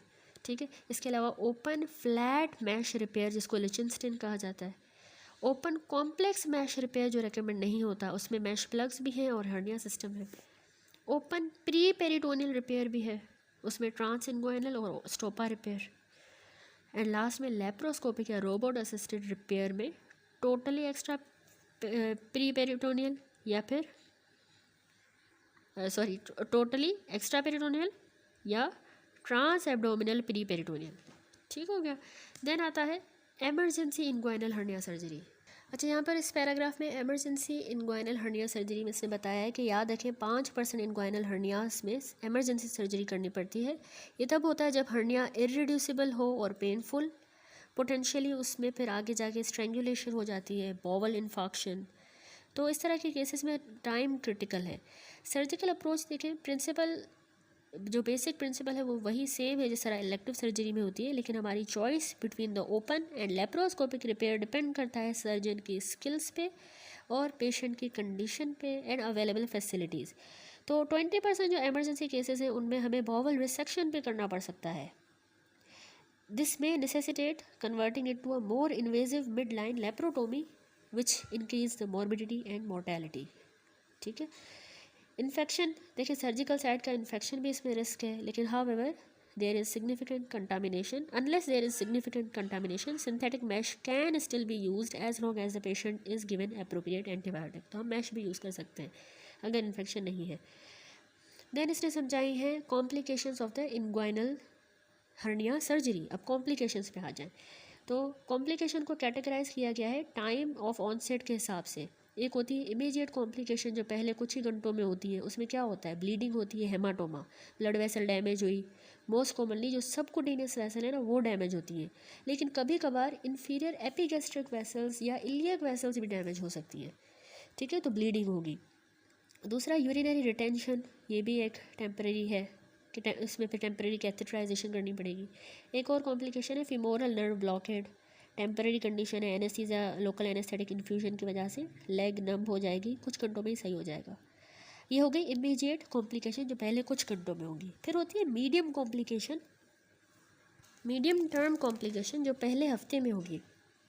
मीडियम टर्म कॉम्प्लिकेशन में पेन, ब्रूज, स्वेलिंग ये कॉमन है और एक्सपेक्टेड है. इसके अलावा सीरोमा फॉर्मेशन जो है ना एक्चुअली लेस फ्रीक्वेंट है. एक्चुअली इन एक्यूमुलेशन हो जाती है फ्लूइड की due to the body's inflammatory response to dissection, suture और मैश. ये खुद ही सही हो जाएगी लेकिन इसको एस्पायरेशन भी करनी पड़ सकती है. लेप्रोस्कोपिक प्रोसीजर के बाद सीरोमा को हम मिस्टेकन कर सकते हैं हर्निया रिकरेंस के तौर पे.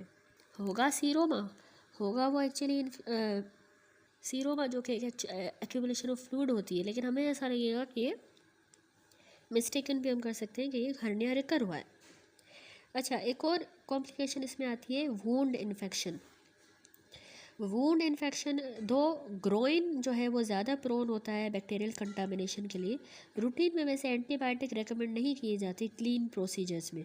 ग्रोइन में अगर कर रहे हैं तो उसमें फिर भी है, लेकिन क्लीन प्रोसीजर में एंटीबायोटिक हमने नहीं देने होते. तो ये हो गई तीनों medium term complication, pain, bruise, swelling, seroma formation and wound infection. फिर आती है long term complication after 3 month, 3 महीनों के बाद. उसमें है हर्निया रिकरेंस, दोबारा से हर्निया हो गई. ठीक है, उसमें फिर हमें किसी repair, no repair is guaranteed to be recurrence free. कोई ऐसा नहीं है जिसमें रिकरेंस ना हो. Good centre aim for 5 year recurrence rate of less than 5%. Mesh repairs में लेकिन फिर भी लो रेट होता है रिकरेंस का बनस्बत सूचर रिपेयर के. लेकिन फिर भी कोई सिग्निफिकेंट डिफरेंस नहीं है डिफरेंट मैश टाइप्स का या between the open and laparoscopic approach. Expertise matter है कि स्पेशलिस्ट हर्निया सर्जन्स जो हैं उनसे लो रिकरेंस रेट है regardless of the technique used. जो खास स्पेशलिस्ट है हर्निया के उनसे रिकरेंस रेट कम होती है अगर वो सर्जरी करें. ठीक है, लॉन्ग टर्म में आता है दूसरा क्रोनिक पेन. अब देखिए क्रोनिक पेन वो है पेन है जो लास्ट करे मोर देन 3 मंथ, 3 महीनों से ज़्यादा. 20% लोगों को क्रोनिक पेन होता है. लेस कॉमन है, लेस सीवियर है आफ्टर अगर लेप्रोस्कोपिक सर्जरी हो.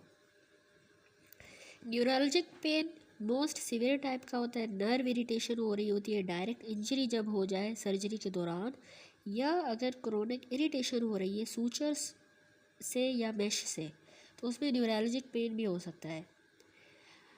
क्रोनिक पेन में जो पेशेंट हाई रिस्क पे हैं वो females, young individual, those who had painful hernia, और वो जिनको क्रोनिक पेन सिंड्रोम है या कोई साइकोलॉजिकल टेंडेंसी है.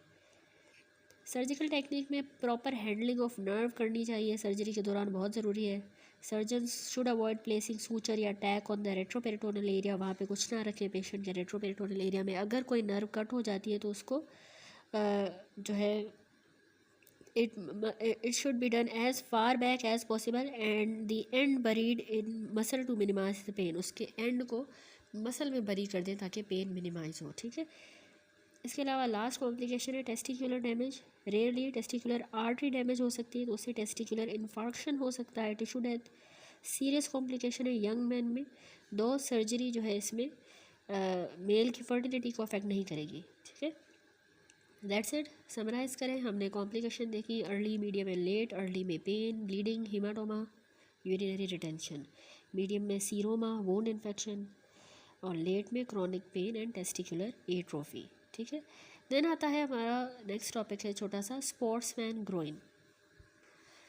तो ये एक स्पेसिफिक कंडीशन है, सिवियर ग्रोइन पेन की कंडीशन होती है. कंडीशन में सिवियर ग्रोइन पेन होता है जो एक्सटेंड कर रहा होता है अपर थाई की तरफ, स्क्रोटम की तरफ। तो एथलीट्स में ये ज़्यादा कॉमन है जो कॉन्टैक्ट स्पोर्ट्स खेलते हैं उनमें। इसमें क्या सिम्टम होते हैं, इसमें शदीद किस्म का पेन है जो कि टाइटनिंग रिप्रोड्यूस होता है by tightening the hip flexors या एडक्टर मसल्स को अगेंस्ट रेजिस्टेंस अगर रिप्रोड्यूस किया जाए तो उसमें और पेन ज़्यादा इसमें होगा। ठीक है, इसमें कोई पाल्पेबल हर्निया नहीं होती। वजह क्या है, पेन एक्चुअली जो एडक्टर मसल स्ट्रेन हो गया है एडक्टर मसल का, या प्यूबिक सिम्फाइसिस की डायस्टेसिस हुई है, यानी प्यूबिक बोन की सेपरेशन हो गई है। अदर थ्योरी सजेस्ट करती है कि ये मसल टीयर की वजह से या स्ट्रेचिंग ऑफ द पोस्टीरियर इन्ग्वाइनल कनाल, जो पोस्टीरियर इन्ग्वाइनल कनाल है वो स्ट्रेच हुई है, उसकी वजह से भी ये हो सकता है। तो कैसे हम डायग्नोस करते हैं स्पोर्ट्समैन ग्रोइन को? बाकी जो सोर्सेज हैं ग्रोइन पेन की, जैसे हिप, पेल्विक या स्पाइनल प्रॉब्लम्स, इनको रूल आउट करना है। एमआरआई इसमें मोस्ट इफेक्टिव टूल है मस्कुलो लिगामेंटस इशू को डिटेक्ट करने के लिए, जबकि अल्ट्रासाउंड या लेप्रोस्कोपी भी हम करेंगे ताकि हम हर्निया को रूल आउट करें। ठीक है, ट्रीटमेंट यही है कि हर्निया सर्जरी करनी होगी। हर्निया सर्जरी इसमें लास्ट रिजॉर्ट होता है स्पोर्ट्समैन ग्रोइन का, क्योंकि इसमें सिग्निफिकेंट रिस्क है कि इसमें जो है पेन रिलीव नहीं होता। ठीक है, तो this is true even if the small hernia is incidentally found on imaging. ठीक है, इमेजिंग पे अगर छोटा सा भी हर्निया मिलता है तो उस यही वजह है कि इसमें पेन सही नहीं होता, इसमें सर्जरी ही करनी पड़ती है। ठीक हो गया। नेक्स्ट आता है टॉपिक फेमोरल हर्निया। अच्छा, ये सारी जो है हम हर्निया की टाइप्स कर लेते हैं, फिर जो है आगे चलेंगे वेंट्रल हर्नियास की तरफ। अच्छा जी, अब क्विकली रिवाइज कर लेते हैं ये टॉपिक हर्निया का, स्टार्टिंग में से इरफान मसूद में से और डोगर से। तो सबसे पहले इंट्रोडक्शन देखिए, डेफिनेशन है हर्निया क्या है। Hernia abnormal protrusion where content of cavity push through a weak point in cavity's wall taking the cavity's lining with them, या हम कह सकते हैं प्रोट्रूजन ऑफ अ विस्कस और a part of viscous through abnormal opening in the wall of its containing cavity. जिस cavity में वो है उसी के वाल्स को साथ लेता हुआ वो विस्कस प्रोट्रूड होकर बाहर आ जाए, उसको हम कहते हैं हर्निया। ठीक है, हर्निया में आपने याद रखना है हमेशा 3 हिस्से होते हैं। एक इसकी सैक होती है, ठीक है, हर्निया की अपनी सैक होती है। ये सैक जो है ना, ये पाउच होता है पेरिटोनियम का। ठीक है, मेम्ब्रेन लाइनिंग है एब्डोमिनल कैविटी की। इसके डिफाइंड स्ट्रक्चर्स होते हैं विद द 4 पार्ट। एक इसका माउथ है, माउथ जो है ना वो सैक की ओपनिंग है जहाँ से कंटेंट एग्जिट कर रहा है कैविटी को। ठीक है, तो याद रखें यहाँ पर जो है ये इसका सैक का जो है माउथ है, इसके अलावा ये नेक है, ये बॉडी है और यहाँ पर ये फंडस है। ठीक है, तो सैक आप याद रखें क्या होता है, सैक ओपनिंग है, सॉरी सैक जो है पाउच है पेरिटोनियम का। ठीक है, sac is the pouch of peritoneum. It has defined structures with 4 part. अब इस सैक के 4 पार्ट्स हैं, क्या हैं इसका, इस पूरी सैक के 4 पार्ट्स हैं। ये इसका जो पहला पार्ट है ये इसका माउथ है।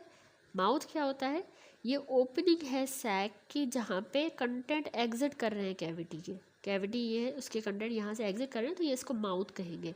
ये नेक है, नेक नैरो पोर्शन होता है जो कनेक्ट कर रहा है माउथ को बॉडी के साथ, और इसका डायमीटर बहुत ज़रूरी है। नैरो नेक होगा तो स्ट्रेंगुलेशन हो जाएगी कंटेंट की। फिर ये बॉडी है, बॉडी मेन पार्ट है सैक का। नीचे फंडस है जो बॉटम होता है सैक का। अब इसके ऊपर जो है हर्निया की सैक होती है, दूसरा कवरिंग्स होती हैं। कवरिंग लेयर ऑफ टिश्यू होती है जो सैक पुश करके आ रही है अपने साथ, उन लेयर्स ऑफ टिश्यूज़ को कवरिंग कहते हैं। ठीक है, और ये वाल ऑफ द कैविटी से ही डिराइव होती है ये कवरिंग, ये वाल से ही डिराइव हुई है जहाँ से पुश करके आया है।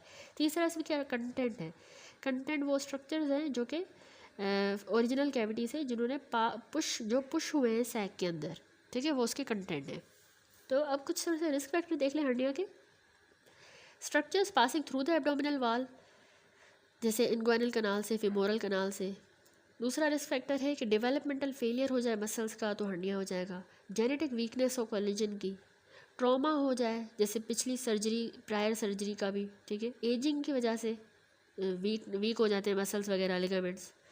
प्रेगनेंसी में क्योंकि हार्मोन लैक्सिटी हो जाती है पेल्विक लिगामेंट्स की, तो प्रेगनेंसी में भी हर्निया हो सकता है। हायर इंट्रा एब्डोमिनल प्रेशर हो कफिंग से, कॉन्स्टिपेशन से, तो वो भी हर्निया करवाएगा, but it is not a major risk factor. इसके अलावा obesity is also not a major risk factor. ठीक है, अब कंपोजिशन की बात करें तो मैंने आपको बताया हर्निया के 3 पार्ट होते हैं, सैक है, कवरिंग है, कंटेंट है। सैक जो है ये पेरिटोनियम का ही डायवर्टिकुलम है, इसमें माउथ, नेक, बॉडी, फंडस है। कवरिंग जो है ये layer of the abdominal wall से आई है जहाँ से सैक ने पास किया है। ये कवरिंग एट्रोफी भी हो सकती है from stretching in the long standing cases, ठीक है। एट्रोफी भी हो सकता है, बहुत ज़्यादा स्ट्रेच हुई हुई है सारी कवरिंग जो इसके ऊपर है, तो वो एट्रोफी भी हो सकती है। कंटेंट इसके अंदर जो चीज़ें हैं, अब कंटेंट में याद रखें ओमेंटम भी हो सकता है, तो हम कहेंगे ओमेंटोसील या एपिलोसील, अगर उसमें ओमेंटम है। इंटेस्टाइन होगी तो हम कहेंगे इंटेरोसील। रिचर्स हर्निया किसको कह रहे थे, मैंने आपको पहले से पढ़ाया कि अगर इंटेस्टाइन का circumference, portion of circumference of intestine होगा तो उसको रिचर्स हर्निया कहेंगे। लिटर्स हर्निया किसको कहेंगे, अगर उसमें मैकल्स डायवर्टिकुलम है तो लिटर्स हर्निया। अमायंस हर्निया अगर उसमें अपेंडिक्स होगा। माइडल्स हर्निया में डब्ल्यू शेप्ड लूप होता है स्मॉल बावल का, ठीक है, तो उसको माइडल्स हर्निया कहेंगे। ठीक हो गया। अब आ जाएं हर्निया के क्लासिफिकेशन पे। हर्निया को हम क्लासीफाई करते हैं, याद रखें 5 टाइप्स पे, डिपेंड करता है क्लिनिकल प्रेजेंटेशन पे, ठीक है। डॉगर मेडिसिस ने कहा है कि 4 टाइप्स होती हैं mainly regardless of their location. उसने जो 4 टाइप्स बताई हैं, रिड्यूसिबल, इरिड्यूसिबल, ऑब्स्ट्रक्टेड, स्ट्रेंगुलेटेड, ठीक है। लेकिन यहाँ पे इसमें 5 जो डिफरेंट टाइप है, reducible, irreducible and incarcerated, obstructed, strangulated और लास्ट है कि इन्फाक्टेड हर्निया, ठीक है। रिड्यूसिबल जो हर्निया होती है उसमें याद रखें, रिड्यूसिबल हर्निया वो होती है जिसके कंटेंट वापस एब्डोमेन में रिड्यूस हो सकते हैं, रिटर्न हो सकते हैं, ठीक है। इसमें हमें पॉजिटिव कफ इम्पल्स मिलता है, ठीक है। पेशेंट जब लेटेगा ना, या डॉक्टर उसको मैनुअली पुश करे या पेशेंट खुद उसको मैनुअली पुश करने की कोशिश करे, वो हर्निया वापस अंदर चली जाएगी एब्डोमेन में, उसको रिड्यूसिबल कहते हैं। इसका की साइन है कि इसमें हमें एक्सपेंसाइल इम्पल्स मिलता है। जब पेशेंट खांसेगा तो उसका मतलब है कि कंटेंट जो है वो पुश आउट हो जाएंगे, बाहर आ जाएंगे, लेकिन ये दोबारा फिर अंदर भेजे जा सकते हैं हाथ से मैनुअली या लेटने से, ठीक है। तो ये इसमें खासियत है रिड्यूसिबल हर्निया, इसमें काफ़ी इम्पल्स होता है। दूसरी होती है, दूसरा इसके अलावा जिसमें कह रहा है कि intestine gurgles on reduction and first portion is difficult to reduce than the last. पहला पोर्शन उसका रिड्यूस करना थोड़ा मुश्किल होता है और इंटेस्टाइन गर्गल करेगी जब उसको रिड्यूस करेगा पेशेंट या डॉक्टर। ओमेंटम जबकि जो होगी अगर इसके अंदर तो वो डोई किस्म की होगी, और लास्ट पोर्शन, ओमेंटम का लास्ट पोर्शन मोर डिफिकल्ट होता है रिड्यूस करना बनस्बत फर्स्ट पोर्शन, ठीक है, ये एक डिफरेंस है। अच्छा, दूसरी टाइप मैंने बताई इररिड्यूसिबल या इनकार्सरेटेड हर्निया जिसको हम कहते हैं। इररिड्यूसिबल यानी इसके कंटेंट वापस रिटर्न नहीं किए जा सकते, क्योंकि ये फिक्स्ड हर्निया होती हैं, कि इसकी जो हर्निया की सैक है वो फिक्स्ड होती है, लेकिन इसमें और कोई कॉम्प्लिकेशन नहीं है, ठीक है। तो इरिड्यूसिबल वापस नहीं जा सकती, क्योंकि ऑफन इसमें अडेशंस होती है, फाइब्रस स्कार टिश्यू बन जाता है सैक के दरमियान और कंटेंट के दरमियान, या फिर कंटेंट बहुत ज़्यादा क्राउडेड होता है अंदर सैक के, इस वजह से। तो इरिड्यूसिबल हर्निया में रिस्क होता है कि स्ट्रेंगुलेट हो सकती है। इनकार्सरेटेड क्या है, इनकार्सरेटेड इरिड्यूसिबल ही है जो प्रोग्रेस करे टूवर्ड स्ट्रेंगुलेशन, वही इरिड्यूसिबल आगे अगर स्ट्रेंगुलेशन करवाने जा रही हो तो उसको हम कहेंगे इनकार्सरेटेड। अनलाइक द स्ट्रेंगुलेटेड हर्निया, ये अभी टेंडर नहीं है, फ़र्क ये स्ट्रेंगुलेशन में और इसमें कि अभी ये टेंडर नहीं है, ना ही सिस्टेमिक अपसेट हुआ है। और अनलाइक द ऑब्स्ट्रक्टेड हर्निया, इसमें कोई जीआई सिम्टम भी नहीं हो रहे, तो इसीलिए इसको हम अलग रखते हैं इनकार्सरेटेड हर्निया, ठीक है। Irreducibility without other symptom is almost diagnostic of omentocele. Irreducible है, अंदर नहीं जा रही वापस, तो ये और सिम्टम लेकिन कोई नहीं हो रहा, तो ये ओमेंटोसील हो सकता है। इरिड्यूसिबिलिटी आगे हम पता है स्ट्रेंगुलेशन भी करवा सकती है, ठीक है। फिर आती है एक और टाइप ऑब्स्ट्रक्टेड हर्निया, ये भी इरिड्यूसिबल हर्निया है जिसमें बॉवल ब्लॉक हो जाता है लेकिन ब्लड सप्लाई इंटैक्ट होगी, तो इसमें कोई क्लियर क्लिनिकल डिफरेंस नहीं होता ऑब्स्ट्रक्शन का और स्ट्रेंगुलेशन का। तो ये सेफ है कि हम अज्यूम करें स्ट्रेंगुलेशन इज़ इमिनेंट, हमने हमेशा यही कंसिडर करना हो सकती है स्ट्रेंगुलेशन अभी होने वाली है, और इसको हम एज ए मेडिकल एमरजेंसी ही ट्रीट करते हैं, ठीक है, ऑब्स्ट्रक्टेड हर्निया को। तो it is a term use for hernia containing the bowel characterise by obstruction but maintenance of the vascular supply, it is intact, vascular supply is intact. तो इसमें gradual onset of colic abdominal pain होगा obstructed में, tenderness होगी hernia के ऊपर, ठीक है, और लेस सिवियर है बनस्पत स्ट्रेंगुलेटेड हर्निया के। It usually goes on to strangulation, ये कन्वर्ट होगा स्ट्रेंगुलेशन में, ठीक है। स्ट्रेंगुलेशन हर्निया ये टाइप जो है हर्निया की मोस्ट डेंजरस टाइप है, ब्लड सप्लाई में इसकी कॉम्प्रोमाइज़ हो गई है, अगर हमने सही ट्रीट ना किया जल्दी तो गैंग्रीन हो जाएगी 4-5 घंटों में। और ये स्ट्रेंगुलेटेड हर्निया ज़्यादा कॉमन होती है जब neck of the hernia narrow हो जाए, क्या सिम्टम होंगे? शदीद किस्म का colic abdominal pain, nausea, vomiting. Examination पे हर्निया टेंस किस्म की होगी, very tender, irreducible and no impulse expansile cough impulse नहीं होगा, ठीक है। तो it is the type of hernia. Blood supply of the bowel is obstructed, most common in the femoral hernia due to narrow neck and rigid surrounds. वहाँ पे strangulation ज़्यादा होती है फीमोरल में, क्योंकि वहाँ पे नेक नैरो है, रिजिड सराउंडिंग है। अच्छा, इसमें sudden onset of colic abdominal pain, tenderness होगी, nausea, vomiting. It can cause gangrene of the content within 5 to 6 hours of the onset. Gangrene occur at the area of constriction and then at the anti-mesenteric border. Initially, venous return is blocked, and as the venous stasis increase, the arterial supply is impaired too. जैसे जैसे फिर venous stasis होगी तो फिर arterial supply भी cut off हो जाती है, तो ये इस पे gangrene होने की वजह है। लास्ट टाइम रह गई इन्फाक्टेड हर्निया। इन्फाक्टेड जो है ये एक्चुअली स्ट्रेंगुलेटेड हर्निया की प्रोग्रेशन होती है, इसमें कन्वर्ट होता है, जिसमें अब कंटेंट जो है गैंग्रीनस हो गए हैं और इसमें मोर्टेलिटी रेट भी ज़्यादा होता है, हाई होता है। That's it. और लास्ट थोड़ा सा इंट्रो है तो उस लिहाज से बता दूँ, एक्सटर्नल एब्डोमिनल हर्नियाज होती हैं, क्लासीफाई किया गया उनके एनाटॉमिकल लोकेशन के हिसाब से, कॉमन और रेयर टाइप्स में। कॉमन में आपने याद रखना है हमारे पास जो आती है वो है inguinal hernia, femoral, umbilical, paraumbilical और एपिगेस्ट्रिक। जो रेयर हर्निया है उसमें interstitial hernia, obturator, lumbar, gluteal sciatic hernia, Spigelian और पेरिनियल, ठीक है, ये रेयर में आएंगी। नेक्स्ट वीडियो से अगला टॉपिक इनग्वाइनल हर्निया स्टार्ट करेंगे।